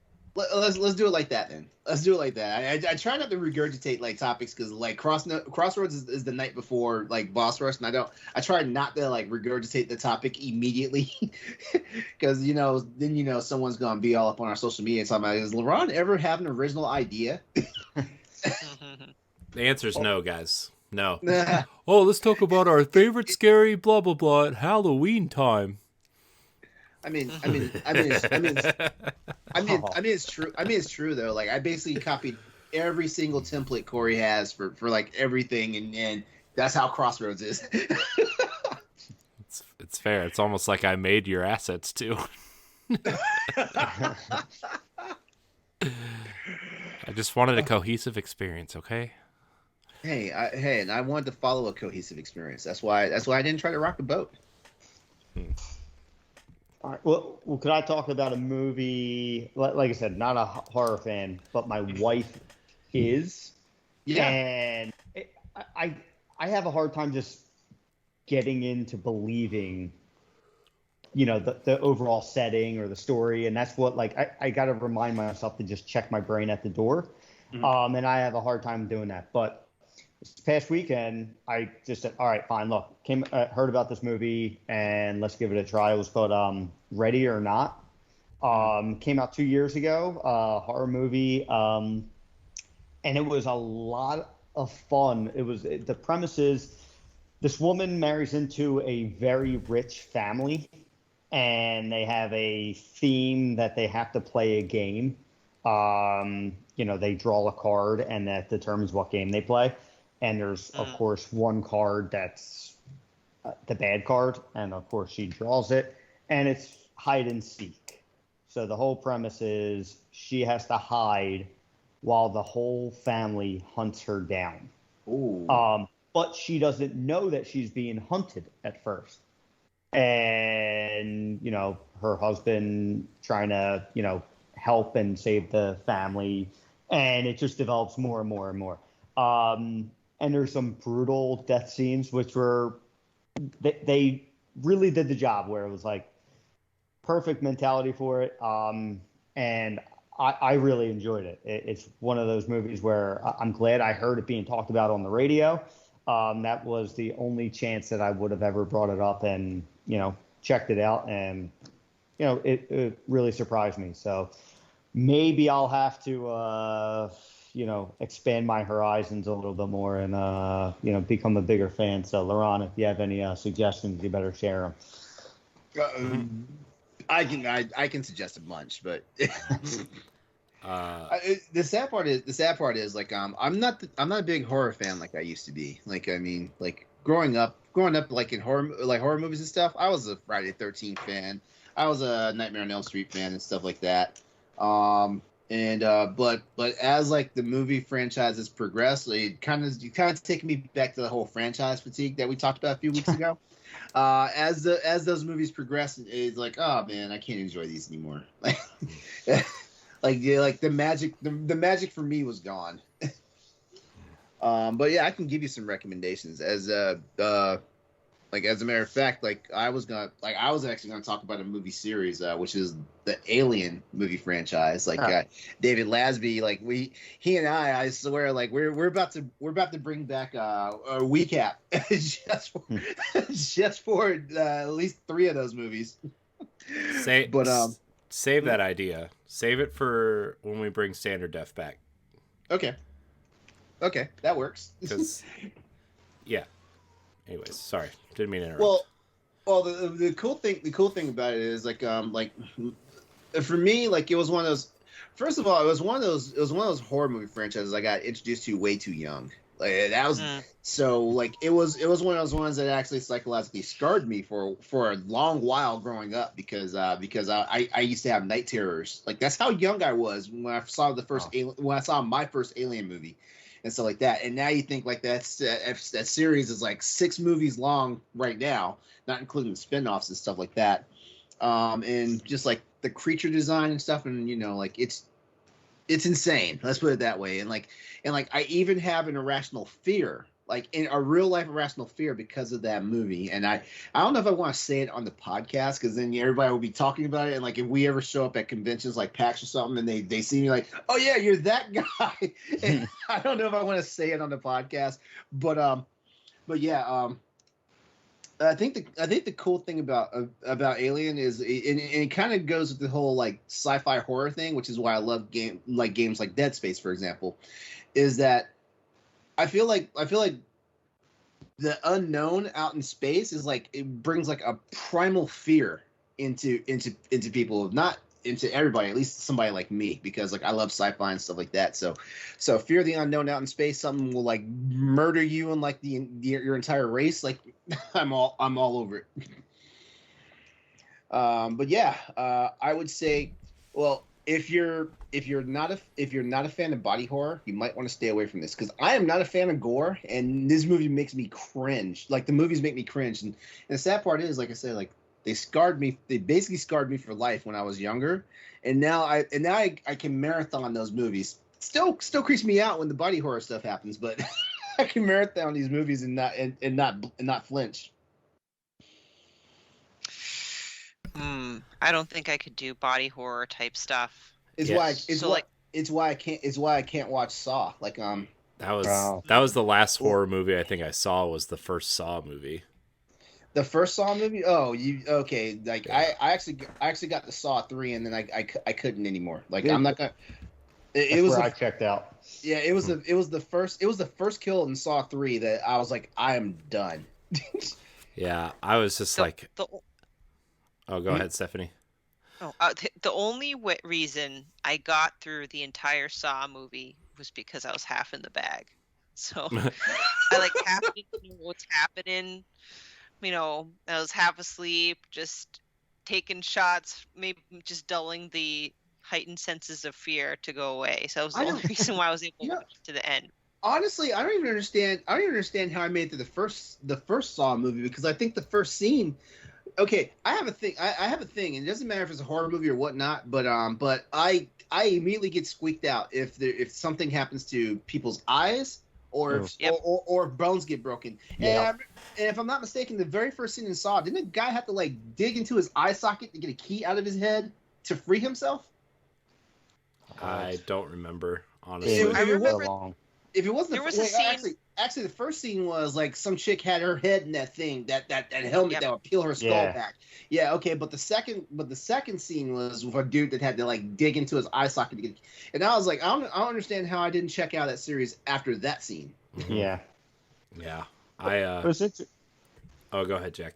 I was just going to say, I think it's crazy that somebody, and hey, I'm guilty of this too. I can't stand watching that in movies, but in games, for some reason, I'm fine with it. It doesn't make any sense. It translates differently. I mean, yeah, you still cringe, but it's like, oh no, I can't do this anymore. Even though Stephanie will tell you the other night. Wait, was it? No, it wasn't last night with Foul Block. It was the other one where I was like, oh, I gotta get out of here. Like, my anxiety is too high. I was like, I'm stopping as soon as I get to a save point. My anxiety is too high. Yeah, like with Dead Space, I was seeing him like stomping the limbs off of these creatures, and legs and blood are flying everywhere. And sure, it's not pretty to look at, but I could not handle a Hostel, for example. Like, I just couldn't. Oh yeah, that movie, those movies messed with me too. No. So I don't get it psychologically. How am I kind of okay with one but not the other? I think it's because in movies it's very simulated. It looks so realistic. Whereas video games, I mean, like, no video game looks true to life. There's not a video game yet that looks true to life. Like, even games that are like opuses, like Detroit Become Human, like they still don't look true to life. Like, we don't have that. But, you know, like horror movies, like, it's true to life, practical effects and all this stuff. Like, it looks real. You know, and quickly, speaking of being like scarred for life, the movie that scarred me for life, or two of them, and that's why I kind of hated horror movies since then, was I saw Chucky and It at a young age. I was a child. Oh. Yeah. My parents loved horror movies, which, by the way, my parents would not let me watch Meet the Parents because it was PG-13 and I was age 12. Yet they'll have Chucky on, they'll have whatever, and I'm like this young kid, like 10 years old. What are you guys watching? Or we're just watching the show. They didn't bother kicking me out. They're like, this is the show we're watching, and we're not going to stop it. You know what? So That was the problem with me in the first Alien movie I saw. My dad thought it was a good idea to take me to the movie theater at 11 years old to see aliens, not aliens. So there's like, it's not one creature like the first movie. It's like a whole hive of the creatures. It's true. It's true though, because I don't know what it is about, because I'm 46, so my parents are technically baby boomers.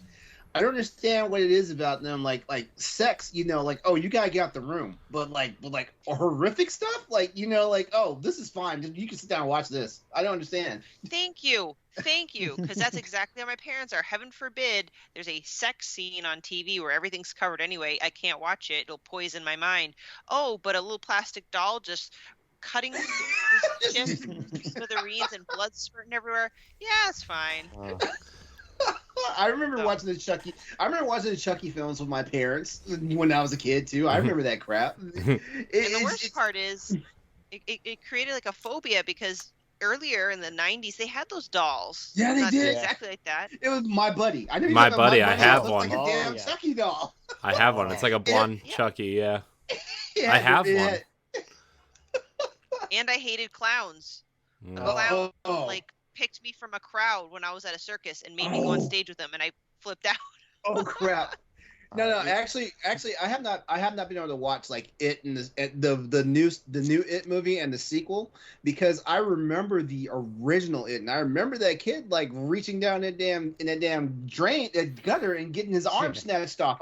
I was like, and all my friends were like, "No, you got to watch the new one." I was like, you need to tell me something right now. And they're like, what? I saw the original one. I was like, I know there's a kid that runs up to a sewer drain and he sees the clown up in there. I'm like, did he get his arm ripped off? And they looked at me for a second and they're like, no. And I was like, y'all are fucking with me. I'm not watching this movie. I remember. So the last real horror movie I saw was Saw. And then I think at one point The Purge isn't really a horror movie, but I did see that. I was trying to. It's got some fucked up situations in it. Well, I was trying to be with this girl who was attractive and not even close to being compatible with me, but it was, it's one of those young and dumb mistakes. And she wanted to see The Purge, and I was like, fine, I'll go. I'll just suck it up and be scared for the rest of my life. Turns out a lot of the horror movies I'm about to talk about have to do with some girl or some scheme. So it starts with Blair Witch Project. Okay, that movie. Oh, so man. So me and my one friend, we were like best friends all the way up and through high school, and like we were probably like freshmen.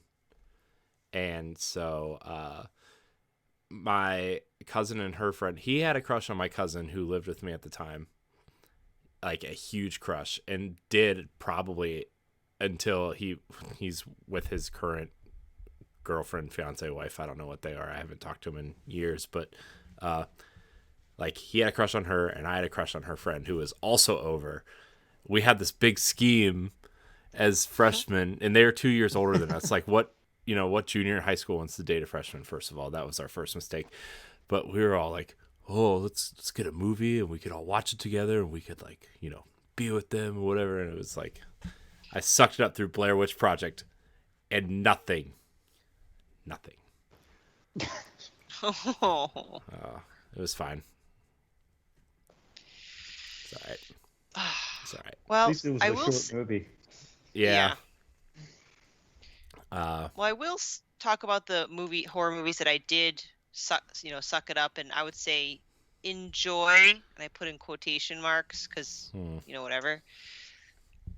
The first two, Paranormal Activity, because I could handle that. A lot of the first movie was, did you see the door move? Did you see this thing flutter around? Like, I could handle that little bit of it until building up to the end. The second one really did pick it up. And then the subsequent Paranormal Activities, in my opinion, are just garbage.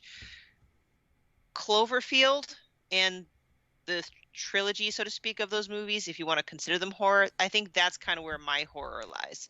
The first one was great. The second one I love the most because it's more of a psychological thriller horror with John Goodman. That was a lot of fun. Yeah. Oh yeah, Cloverfield Lane, yeah. Try to save this chick and kept her in this bunker, and it gets like super seedy like, is this guy like psycho and just forcing me to stay down here, but the world's fine? So it kind of messes with you, like who's telling the truth and who's crazy, and John Goodman's unstable. So it just that's the kind of horror that I'm willing to watch and stand. Cool. Yeah. I mean, the number of horror movies I've seen is so limited. I could probably count on one hand. I think the Texas Chainsaw Massacre, the first remake with Jessica Biel in it, I saw. That movie was. It could have been better. Yeah. I saw it. So that's about it. That's the extent. Oh, I know another. I know another movie that scared the hell out of me when I was a kid. It actually did its job. It scared the hell out of me when I was a kid. Poltergeist.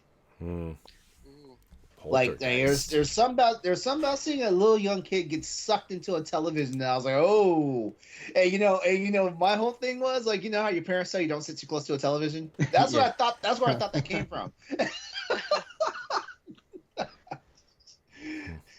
Nice. Wow. What's the movie? Make No Sound, or what? Quiet with Place? John A Krasinski? Quiet Place. A Quiet Place. Yeah, I totally got that Got wrong. a game now. Oh wait, Yeah, there's a movie. I think it was called Shh, just like that. But that was one of those ones where you don't make a sound because these dumbass kids they broke into this house. Oh yeah, the neighbor. They broke into this house and at first they didn't think anybody was there, but then they found out there was a blind guy there, and so they stayed in there and they started to fuck with him, and then come to find out the dude's a psychopath. Neat. Oh, wow. Yeah. No, I just meant the Quiet Place, the one that's getting a video game. Just trying to tie them together. Like, did you guys see the movie? Did you enjoy the movie? Do you think it'd be a good horror game? Yeah, I saw both of them. They were actually pretty good. Yeah, they were very good. Like just the premise of the story was great. Like, I mean, and I'm not talking about the alien invasion part. I'm talking about the point where like there was hardly any spoken dialogue in both of actually there was more spoken dialogue in the second movie than there was in the first movie. But ultimately like the premise was like there's no spoken dialogue in the movies. Because like even the slightest sound will bring the aliens down on you. And man, like the first scene in the very first movie, that's one of those ones that if like if you don't have your sensibilities about you, if you were in the movie theater, you probably got up and walked out right after that first scene. Because I know certain people that they can't play games like The Last of Us and Heavy Rain because of the situations that happen. Honestly, in the beginnings of those games. Yep. Yeah, and I was a new mom, so it kind of rattled me a bit. I bet. Wait, which rattled you? When I saw A Quiet Place. Okay, yeah. Yeah, the crazy part that I get a spoiler alert. The crazy part about that is like how do you explain the danger to a child that's that young? Exactly. Just like it was heart-wrenching. Like it was heart-wrenching when she had the baby. I was like, how are they going to do this? How are they going to do? They're all dead. Yes, they are. Man, another good topic that I guess we didn't think was going to be one, but we did it. By the way, it kind of converted. It converted. That's all. It did. Favorite horror game though? Not really a horror game anymore, but the first Resident Evil, the remake for GameCube. So, yeah. Speaking of GameCube, what, LeRon? Were you going to say something? Were you going to finish that? No, I was honestly going to add Dead Space 2 for favorite horror game, even though Dead Space 2 has less horrors than Dead Space 1, but it's my favorite out of the trilogy. All right. Well, we're gonna. I do have a quick topic. If you got, it's really quick. So it's like the topic we did the first week that I stole from LeRon. But we're gonna play a little game. Overrated or underrated? Oh, nice. Okay. since it's the 20th anniversary of the GameCube, I've picked the GameCube. I've picked 10 games for GameCube, and I want you guys to decide if it's overrated or underrated. All right. Yeah, speaking of anniversaries, way to tie this all together, Corey. I know. See, that's what I did. I transitioned from the last topic until LeRon interrupted me. Resident Evil for GameCube. And tying it back to anniversaries. And here we go. All right. Overrated or underrated? Eternal Darkness. Or you can also say now. You can also say just right. Also, that's also a choice. There's 3 choices, but Are we talking looking back at it when it launched or now? Yeah, like we need context. I didn't get that far. Because Just pick one. Just pick one. Okay, modern day gaming, like right. I would say then, because I don't think it would hold up now because of just the way technology has changed and the things that game did with the TV, turning the TV up, or erasing your memory card and stuff like. Yeah. I would say we're gonna go at the time. Okay. I'd say Eternal Darkness back then was underrated. I would say it's just right. I even remember the gameplay. The combat was kind of janky then, but the ideas that I threw out there more than made up for it. So it made it worth playing. My main reason for why I say it was underrated is because I was working at GameStop back during the time when it was a fresh game, and I remember people coming and trading the game because they just couldn't deal with it. Okay. Yeah, no, like some dude like broke his damn television because there's a moment in the game where a fake roach is crawling on the screen. Yep. And he thought it was real. He thought it was real enough to where he whacked the television with the shoe, and then he double tapped basically because he hit it and I was like, wait, it's still there, and he hit it again and he cracked it was one of the CRT televisions. It wasn't one of these fancy LED TVs now, but still he broke his damn television doing it. Still kind of funny. Yeah, I'm going to change my answer. In that context, yeah, it is underrated. Because other than people on the internet, like my friends at the time, they didn't have GameCubes. So, I was just kind of living in a bubble with it. But, I get you, though, with the just right, though. I get you because I feel like as far as Nintendo's going, I feel like GameCube is the first system where they took risks and stepped out. Nintendo stepped out of their own comfort zone, though technically they let third-party developers do it. They didn't do it themselves. Nintendo does a lot of interesting things when their back is against the wall, I would say, right? True. Because Nintendo 64 clearly lost to the PlayStation. Even though we look back at some of those N64 games fondly, the PlayStation totally dominated, and PlayStation 2 obviously murdered everything that came after it, right? It literally killed Sega's console business. It sold probably 6 or 7 times the amount the GameCube did and the Xbox did. So once you got into that midlife cycle, right? Nintendo started doing interesting things with the games, even though Eternal Darkness, I guess, was kind of almost a launch game at that point. But you look at the way they changed Metroid into a first-person shooter. You look at Mario Kart Double Dash. You look at weird peripheral games like Donkey Kong Jungle Beat and DDR Mario Mix and Animal Crossing, and the way they changed Zelda to Wind Waker instead of the Ocarina of Time sequel we wanted, right? They did so many weird, interesting things that I think that's why people like the GameCube so much, especially now. Why'd you have to bring up DDR Mario Mix? Because I had DDR Mario Mix, okay, and it was fun. It had some hot ass music. That's all I was gonna say. It had some hot Shut ass your mouth. music.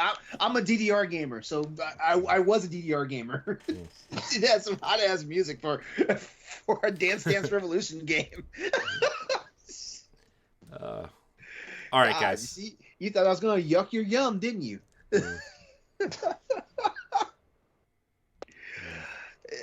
You picked this Nintendo topic on purpose. I know you did. I did. Just for you, LeRon. Just like you picked the horror topic for all of us. Okay. Oh no! I had no idea that you guys were not not even fans. I'm not gonna say, but I had no idea that you guys were like squeamish about horror. So I did not know that. If I'd known that, I would have stayed away from it. I'm a big wimp, LeRon. Okay. So. That's why you're not watching my Dead Space stream. I understand that. Hey, I turned it on to support you. Okay. You lurked. That's all you did. You opened the tab and you walked away. Actually, just opened a different tab and started looking up other things. Stephanie, did you have a say on Eternal Darkness? I was kind of in between just right or underrated, but listening to you two kind of talk about it a bit more, I think I'm a bit more swayed to say it was pretty underrated. All right, but I was on the fence. Corey, what's your thoughts on it? Or do you not have a thought because you're asking all the questions? I wasn't planning on having a thought to these, but Eternal Darkness I think was really cool. I liked I really liked that game. It was weird because like that kind of horror game like that or like Resident Evil also like just didn't bother me. I don't know if it's because it wasn't like straight up horror. It was more of like a puzzle game that like incorporated weird horror elements, but I think at the time definitely underrated, and it grew into this cult classic and did all these weird things that people just remember now, or are like legends of gaming at this point, I guess, because it's 20 years old. But I think it was definitely at the time it was underrated because, like Jack said too, probably because nobody bought GameCubes and it was such a niche title for a console that didn't sell any units. So, all right, the next game I have is Metroid Prime. As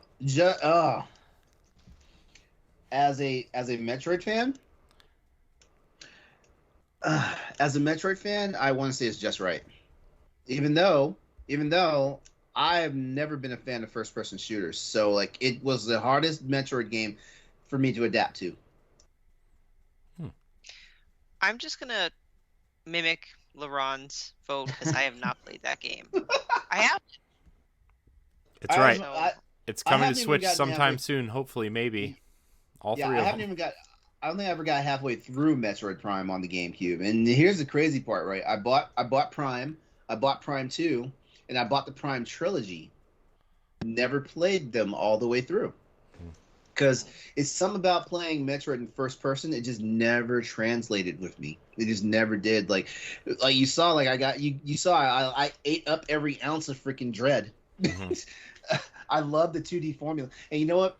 I think I said this last week or the week before. It's something about like when the classic franchises transition to the 3D world that I had the hardest disconnect. Going off of that, I got to say that it's vastly underrated. I think Metroid Prime is the best Metroid game. I love it. I think it's basically Super Metroid, but 3D and with less instruction. In a sense, that's one thing I will say. Like, compared to the other Metroid games, like I did not get lost even half as much in Metroid Prime as I do in these 2D Metroid games. Yeah. And it actually has story, other than Fusion and Dread, where there is actually a story. Like Super Metroid has a story in a framework, but yeah, Prime added an actual story with actual lore and a history that you could dig into. Mm-hmm. And I the fact that it's stuck, well, not stuck since it came to Wii and Wii U, but it still didn't really move in the way that, any top game list of all time always throws in Super Metroid. Yeah. Without any hesitation. And I think it's a shame that Prime doesn't get the same attention because I love it. Absolutely love it. You know what? It's true when you say it like that. It is true. Like because I even told Stephanie Metroid Dread finally knocked Super Metroid off the pedestal of like my favorite Metroid game in the series. Yeah. Finally knocked it off, and this is a guy who like I loved Zero Mission. Zero Mission. Oh, that's great. Zero Mission was magic for like that. How old was I when I played the original Metroid game? I want to say I was like 12 or 13, and having to use my imagination because that was a bare bones game, the original Metroid game, and having to use my imagination to fill in the gaps. But that's also something that you saying how like there was actual story in Prime. Yeah, like we've had Metroid, basically Metroid Samus Returns, Metroid Zero Mission, Samus Returns, and Fusion, and of course Dread. Those are the games that have finally given us like the lore and the backstory for what's been going on like this entire series, and it's criminal. Yeah. Cool. And Shaq, we got this good yin yang going on here. All I like right, this. yeah, we're working it out. Come back to Crossroads. Glad to join. Stephanie, what say you? Oh, actually, wait. You piggybacked off of me. That's right. Yeah, just for Okay. So I guess it's me, right? I guess. Yeah. So if you want to have input, I mean, I have a little bit of input on Metroid Prime. When this game came out, the only Metroid game I had ever played was the original Metroid, and I still really like the original Metroid. I think it's just like a nostalgia thing because like I have tried to go back and play it, and it's just like, oh, this game sucks. But I mean, the NES was the only Nintendo console I owned until Nintendo 64, so I missed every Super Nintendo game unless I went over to my friend's house, right? And we were usually playing Mario Kart and Ninja Turtles, so I mean, it wasn't like, Turtles in Time, best Turtles game ever made, by the way.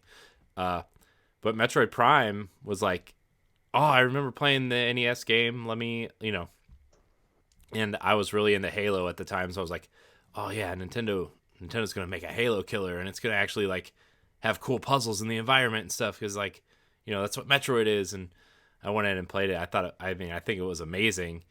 And then like Prime 2 was okay. Like it was good, but Prime was like, it's Metroid Prime 1 was.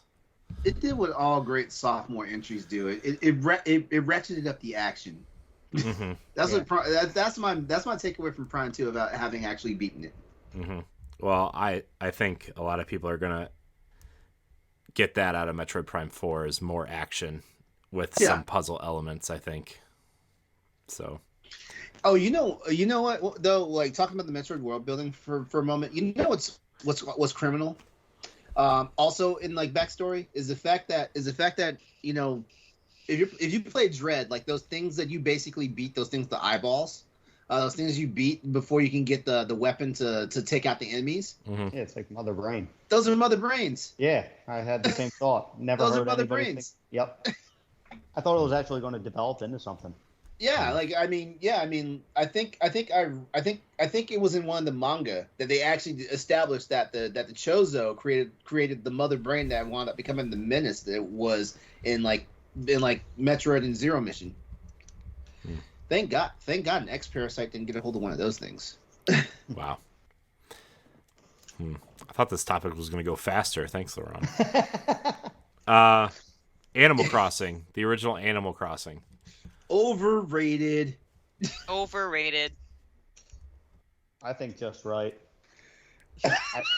Yeah. It included Nintendo games. It was the start of the virtual console. That's true. And it of course did what Nintendo does with making a simple feature like going to somebody else's town as complex as it was back then with swapping memory cards and taking the train and all that. I thought it was just right. I think it was Nintendo's cheeky way of making The Sims. That's what I really think. Yeah. Yeah. I think Animal Crossing is extremely overrated as a series. Personal preference of games, I hate Animal Crossing. I hate Animal Crossing so much. I tried. Look, I had tried on the GameCube. I skipped all the other versions. With the Switch, Ed and Celeste convinced me that Animal Crossing was good, and I believed them. I tried for 2 whole weeks. I picked weeds, and I picked up bugs, and I cracked eggs, and I chased a bunny around the island. I tried to find these fossils for some stupid owl in a tent. I tried, okay? Really hard. All right, Corey, you know what's crazy about this? Like, if you'd played the very first Monster Hunter game, that it probably would have tainted your experience with the series by this point. because Monster Hunter was damn near like a life simulator game when it first came out. All right. Next game, Mario Kart Double Dash. Can I recuse myself? We know how you feel about Mario Kart, LeRon. That being said, though, Double Dash. I know someone's taking notes somewhere. That one was just right. Notes, LeRon. Notes. Not you. Oh. You don't count. No, nobody rung your buzzer. I'm teetering between just right or even underrated because I actually thought that was a very good iteration. I think most people like Double Dash. I think a lot of people do like Double Dash. Yeah. Okay. Other than 8, I think it's the best Mario Kart. Okay, 8's overrated, but 8's not on the 8 list. 8 is the best Mario Kart. You shut your mouth. Yeah. Shut your No, mouth. Double Dash just added so much that never came back, unfortunately. So if I feel like a lot of people feel that way as well, then I'll say it's just right. So I really like Double Dash. I think it does a lot of unique things. I think the item, like, you have to be like really on point to get your characters to get the right items, right? I think that's a cool twist, having 2 characters on your cart and trying to, like, you know, it affects your drifting. It affects, you know, a lot of the physics of the cart depending on what characters you have. It depends on what carts you're allowed to have too, which is cool. I kind of think Double Dash is a little overrated. I mean, it's fun. It's like, it was a cool iteration of Mario Kart. At the time, it was clearly the best Mario Kart available. I hated the Super Nintendo version. I hate Super Mario Kart. Yeah. I think Mario Kart 64 is extremely overrated. Yeah. But at the time, like, it was Double Dash and whatever the Game Boy Advance one was. I think it was Super Circuit. Super Circuit, yeah. And I really liked Super Circuit. But I don't think Mario Kart really got great until Mario Kart DS, actually. So I think Mario Kart Double Dash is overrated. That's just me, though. Pikmin. I actually like Pikmin. I love Pikmin. Pikmin is I my... love Pikmin. I actually liked Pikmin. Pikmin was a fun game. Like, I loved the strategy behind it and everything. Exactly. So I think it delivers. So yeah, so I'd say just right. Just right. Yeah, that works. I remember when I bought Pikmin, I bought the game and I bought the strategy guide, and that weekend I played the whole game and I beat it in like 2 sittings, and I was really disappointed that I beat it in 2 sittings because I loved that game. And then I sat down and replayed it because it was really good. Because, like, you could get different endings depending on if you finished the game early.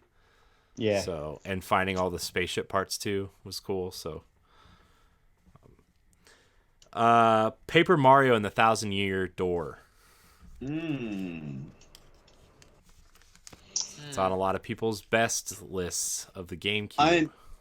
Personally, I'm gonna say overrated because the only Paper Mario game I've been able to still stand to this day is the original one, the one on 64. Yes, I did play a 64 game. All the way through? On your Vita? All the way through. No, actually on the 64. Like, oh, I didn't tell you. I never told you the story. Like like back when the Oh, boy. back when the 64 was a thing, right? Like I didn't really have a drive to buy a 64 because I had a PlayStation, I had a PS1, and a buddy of mine that was on the that was at the duty station I was in, because it was during the Navy. He had a 64. So whenever a game came out on PlayStation that he wanted to play, we would just swap systems. So, you know, like I played Mario 64. I played I attempted Ocarina of Time. I played Turok. I think Turok and Turok 2 were both on GameCube. I mean 64. And 64, yeah. Yeah. Killer Instinct Gold and Paper Yep. Mario. Paper Mario was great because Paper Mario was like, oh man, like I loved Super Mario RPG. So I was like, man, I hope this is something like it. And it wasn't really like it, but it was just as enjoyable. Mm-hmm. So yeah, and I've tried other Paper Mario games since then, and none of them had that same magic for me, like the first Paper Mario. It's because the RPG. What do you think about the? Hmm? Sorry. What do you think about the Origami King? I haven't played it yet because like I haven't played it yet, and every time Ed opens his mouth about it, it makes me not want to play it even more. But I think I'm going to. I think I'm eventually going to play it. Even, like Austin has even offered to like mail me his copy so I can try it.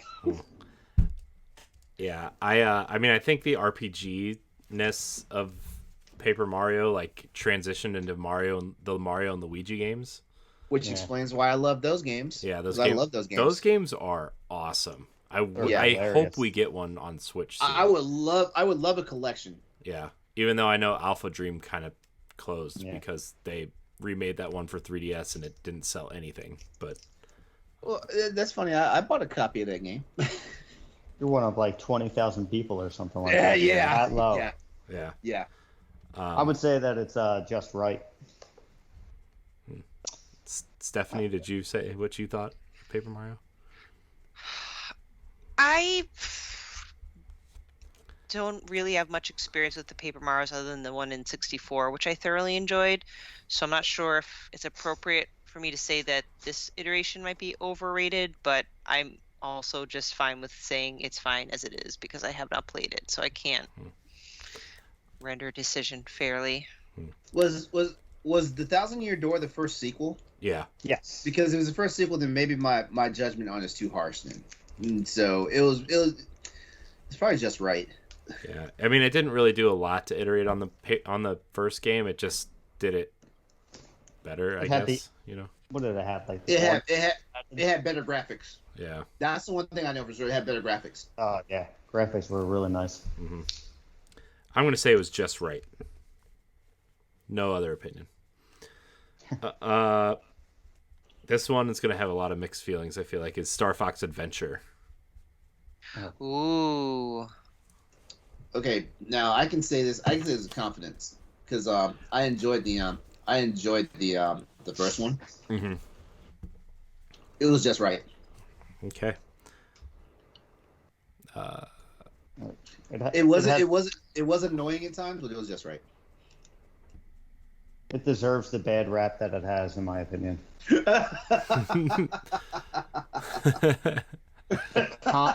Like you don't even have to pay attention to combat. You just smash A. You don't even have to. Yeah. You know, it sounds great. You find the enemies like line up and they're just fine with taking turns. I do remember.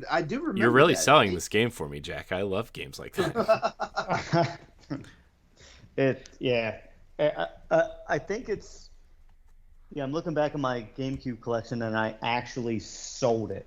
And I don't typically sell games, but that was one of those games where I was just pissed off at it afterwards. I was like, I can't believe I wasted my time.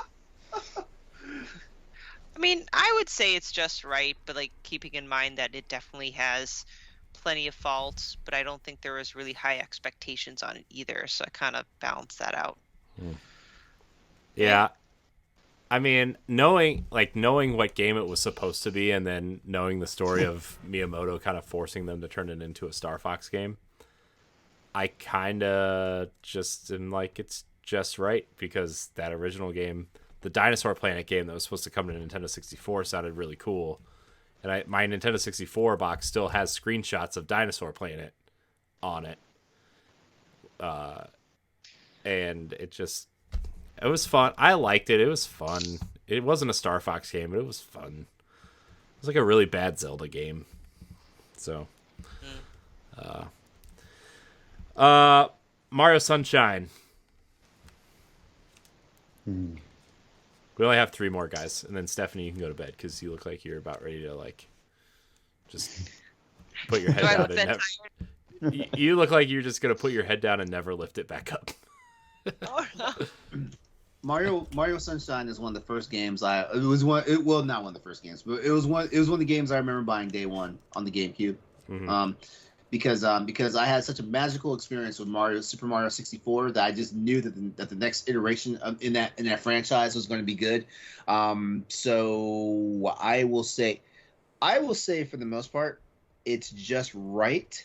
But I also feel like during that time also was overhyped because just of the simple fact that like people latched onto that water mechanic so quickly that they thought that was like the best thing ever. Mm-hmm. And now we know every single Mario game that's come out after that always has a gimmick, because I'm like, what the hell? Why do we need a cat suit? Hey, Super Mario 3D World is the best Mario game. Okay, you shut your mouth. Corey, I've almost bought it quite a few times because you always talk such good things about it. Speaking of cat. Meow. I think Mario Sunshine is incredibly overrated. I hate that game. Like, I wanted a sequel to Mario 64 and we didn't get one. So yeah, that's what a lot of people say. But you know what? I say it's just right though, because like that's the game that introduced my favorite character from the Super Mario universe, Bowser Jr. I'm sorry. Like if he wasn't in that game, if he had never showed up in that game, I probably would not like the game as much as I did now. But Bowser Jr. is my favorite Super Mario character ever. Yeah, for me, I would say it's hanging around just right.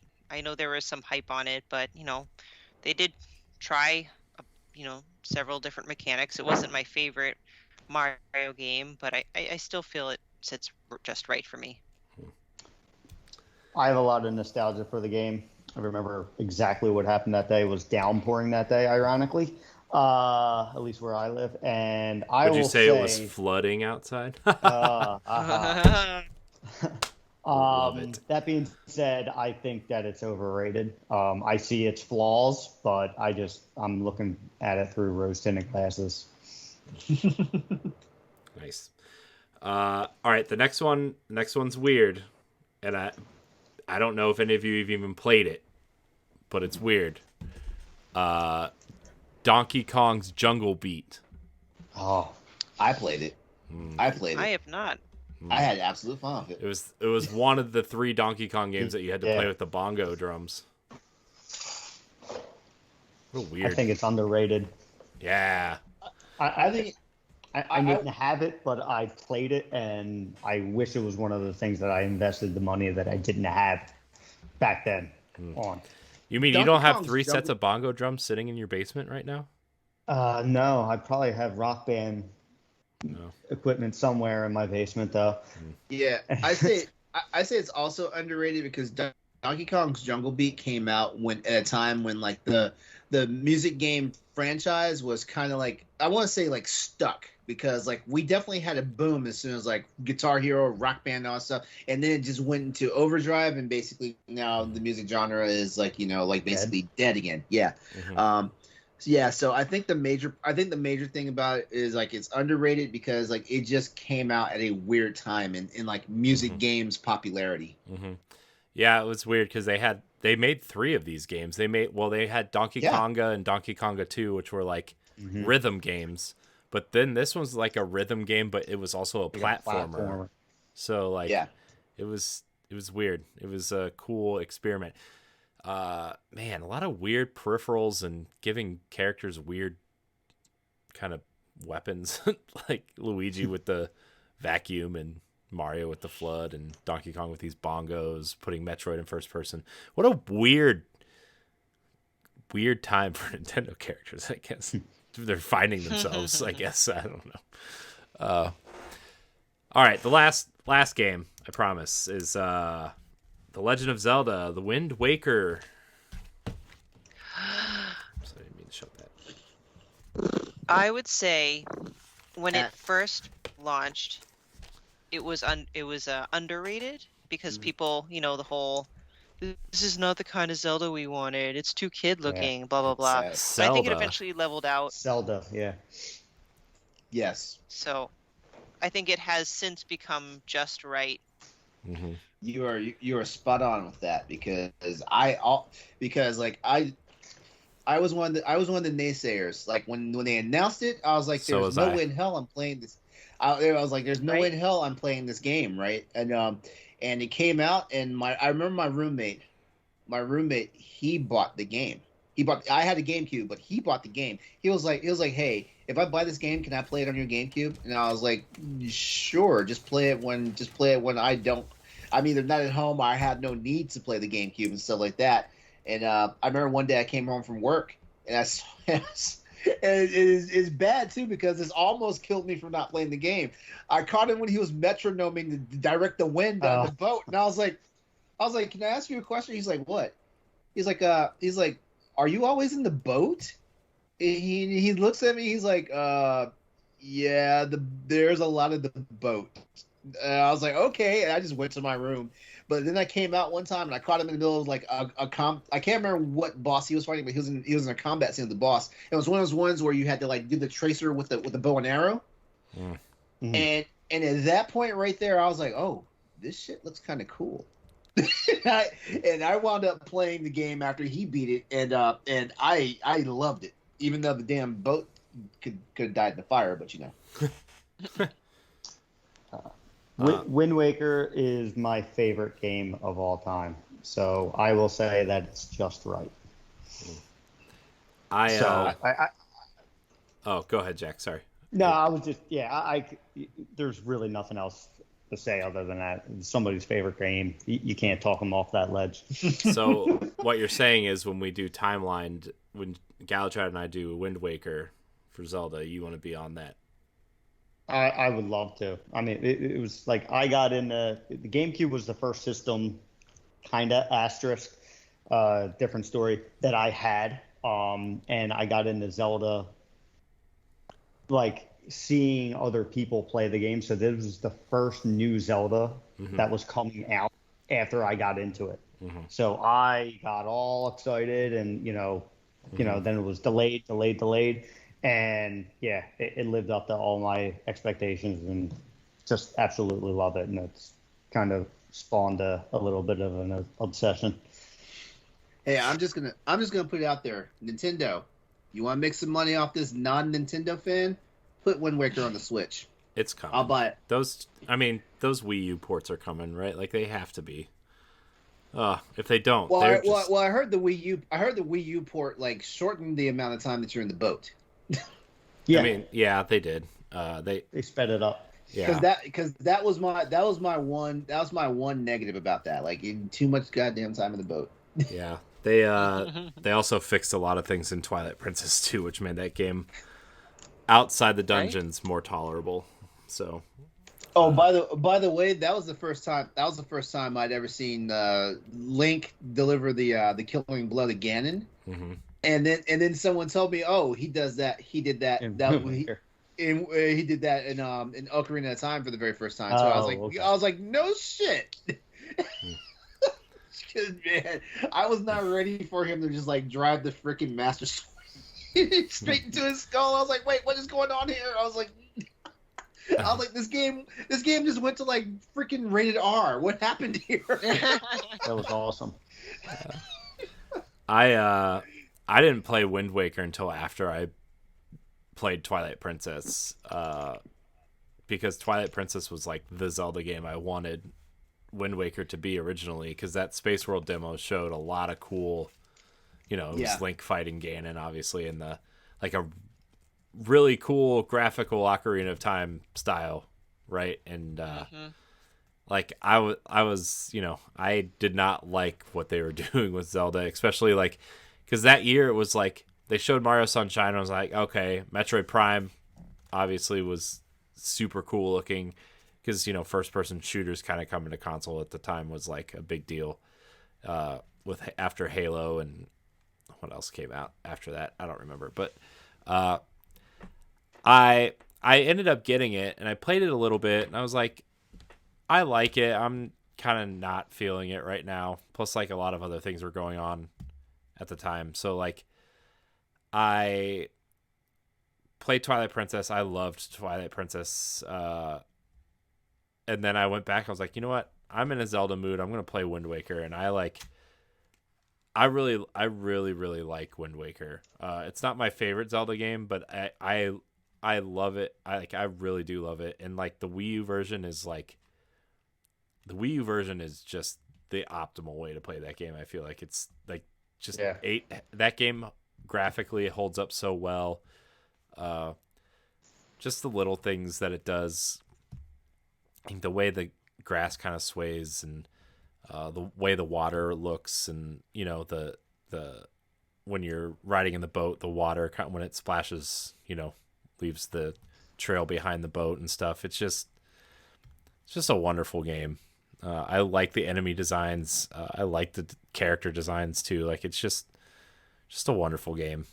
So I really do hope it comes to Switch, because that game has been stranded on 2 Nintendo consoles that did not sell anything. Yep. And that is a game that deserves to be played. So, and I feel like they'll sell like hotcakes if they make it to the Switch in one way, shape, or form. Oh yeah. Mm-hmm.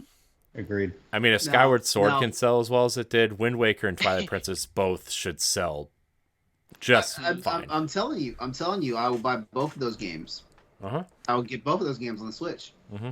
Now, whether or not I play them is another question. But I will buy those games. I bet you would play Wind Waker, and then you would try Twilight Princess, and be one of those people that thinks the first 3 hours sucks, and then you won't play it after the first hour. Oh, don't tell me that. It's just the training, quote unquote, intro level. And to be fair, it doesn't. It's. I don't think it's that long though. That's the problem. I think it's like 45 minutes of your time to wrestle a goat and, get the horse and stuff. It's like, I don't want to wrestle so many goats. Yeah, you have to do it twice. Like, yes, it was bad enough to do it one time. Yeah, add one more and it would just be like the imprisoned. I don't need to do things multiple times. Spoilers. I thought that they would have learned their lesson. Wrestling the goat teaches you how to fight one of the final bosses. So that's a spoiler. I mean, in case LeRon got that far, I want to. Yeah, let us introduce one thing that you'll use 2 other times, and then forget all about it 40 hours after your playthrough. Yeah, pretty much. Well, that was good. I think that's all the time we have, kids. I want to thank everybody. Actually, before we part, my goodness, here we go, another story. It's not. Oh, it's not even a story. I think I'm about to do a public service for a bunch of people, actually, because while we were going through that, I started looking through some stuff for some of these games that we were mentioning and stuff to make sure, like, I wasn't just being like, rude and saying they're underhyped or overhyped and stuff like that. And I got a notification that that my next batch of humble bundle games are out. And I've been going through looking at all these games I did not redeem, and I think I'm going to start giving some of these away, like for people who actually have like PCs that can run them. Like for example, like I have a copy of Control here that I'm not going to play because I have the Control Ultimate Edition.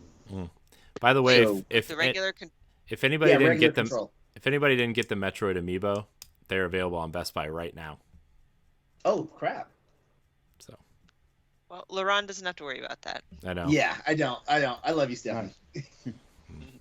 I was thinking about buying them, but I got other things to save for. So. Yeah, so like I got Control sitting here. I have Okay. We don't need your Ed-size list of humble bundle games. Oh no, I'm not gonna announce everything here, but I mean they're like, I know someone will snap up Hellblade Senua's Sacrifice.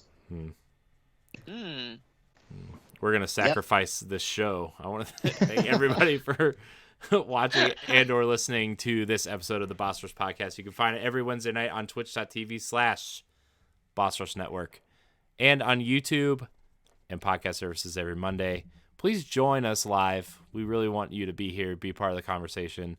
Or email us questions at bossrushnetwork@gmail.com or tweet at bossrushnetwork. Jack, thank you for joining us tonight. We really appreciate your time and hanging out with us.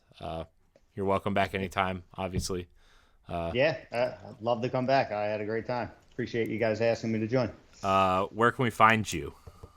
I am a contributing author at bossrush.net, but basically anywhere. I'm really just on Twitter at GeekBro27. Cool. Stephanie? I also write for bossrush.net, and you can find me on Twitter at Klimov, KLIMOV_author. Cool. LeRon?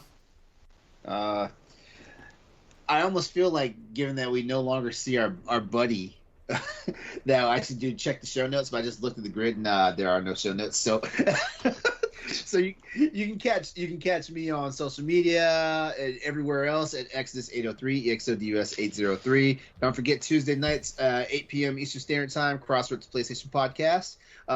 Next week is an off week for us. We will be back in 2 weeks for that. And that's also my gamer tag, so just remember that. Yep, keep an eye out for his Dead Space streams on Twitch. I will be back on tomorrow evening. Yeah, you should give away some of those Humble Bundle games. Mm-hmm. Yep. You'll get some people checking out your stream for free stuff. Exactly. Yep. So you can find me at I am Corey in HD on Twitter and Instagram. You can find me hosting the Xbox podcast Arsenal X. You can find me popping in on Nintendo Power Block when I can. I didn't hit this week's episode because of a new job. So Ed's holding down the fort over there. So appreciate that. Stephanie, I think you were on with Grayson this week. Am I correct? Grayson Morales from Games Rant. So check that episode out. Check out our fun discussion. Yeah. It's on my queue to listen to tomorrow. I don't get to listen to as many podcasts as I would like to anymore. It's all right. You can find all of our content at bossrush.net, our family of shows, our network of friends, our reviews, banter pieces, and more. Thank everybody for watching and or listening. And until next week, we love you. Goodbye. Bye. See ya.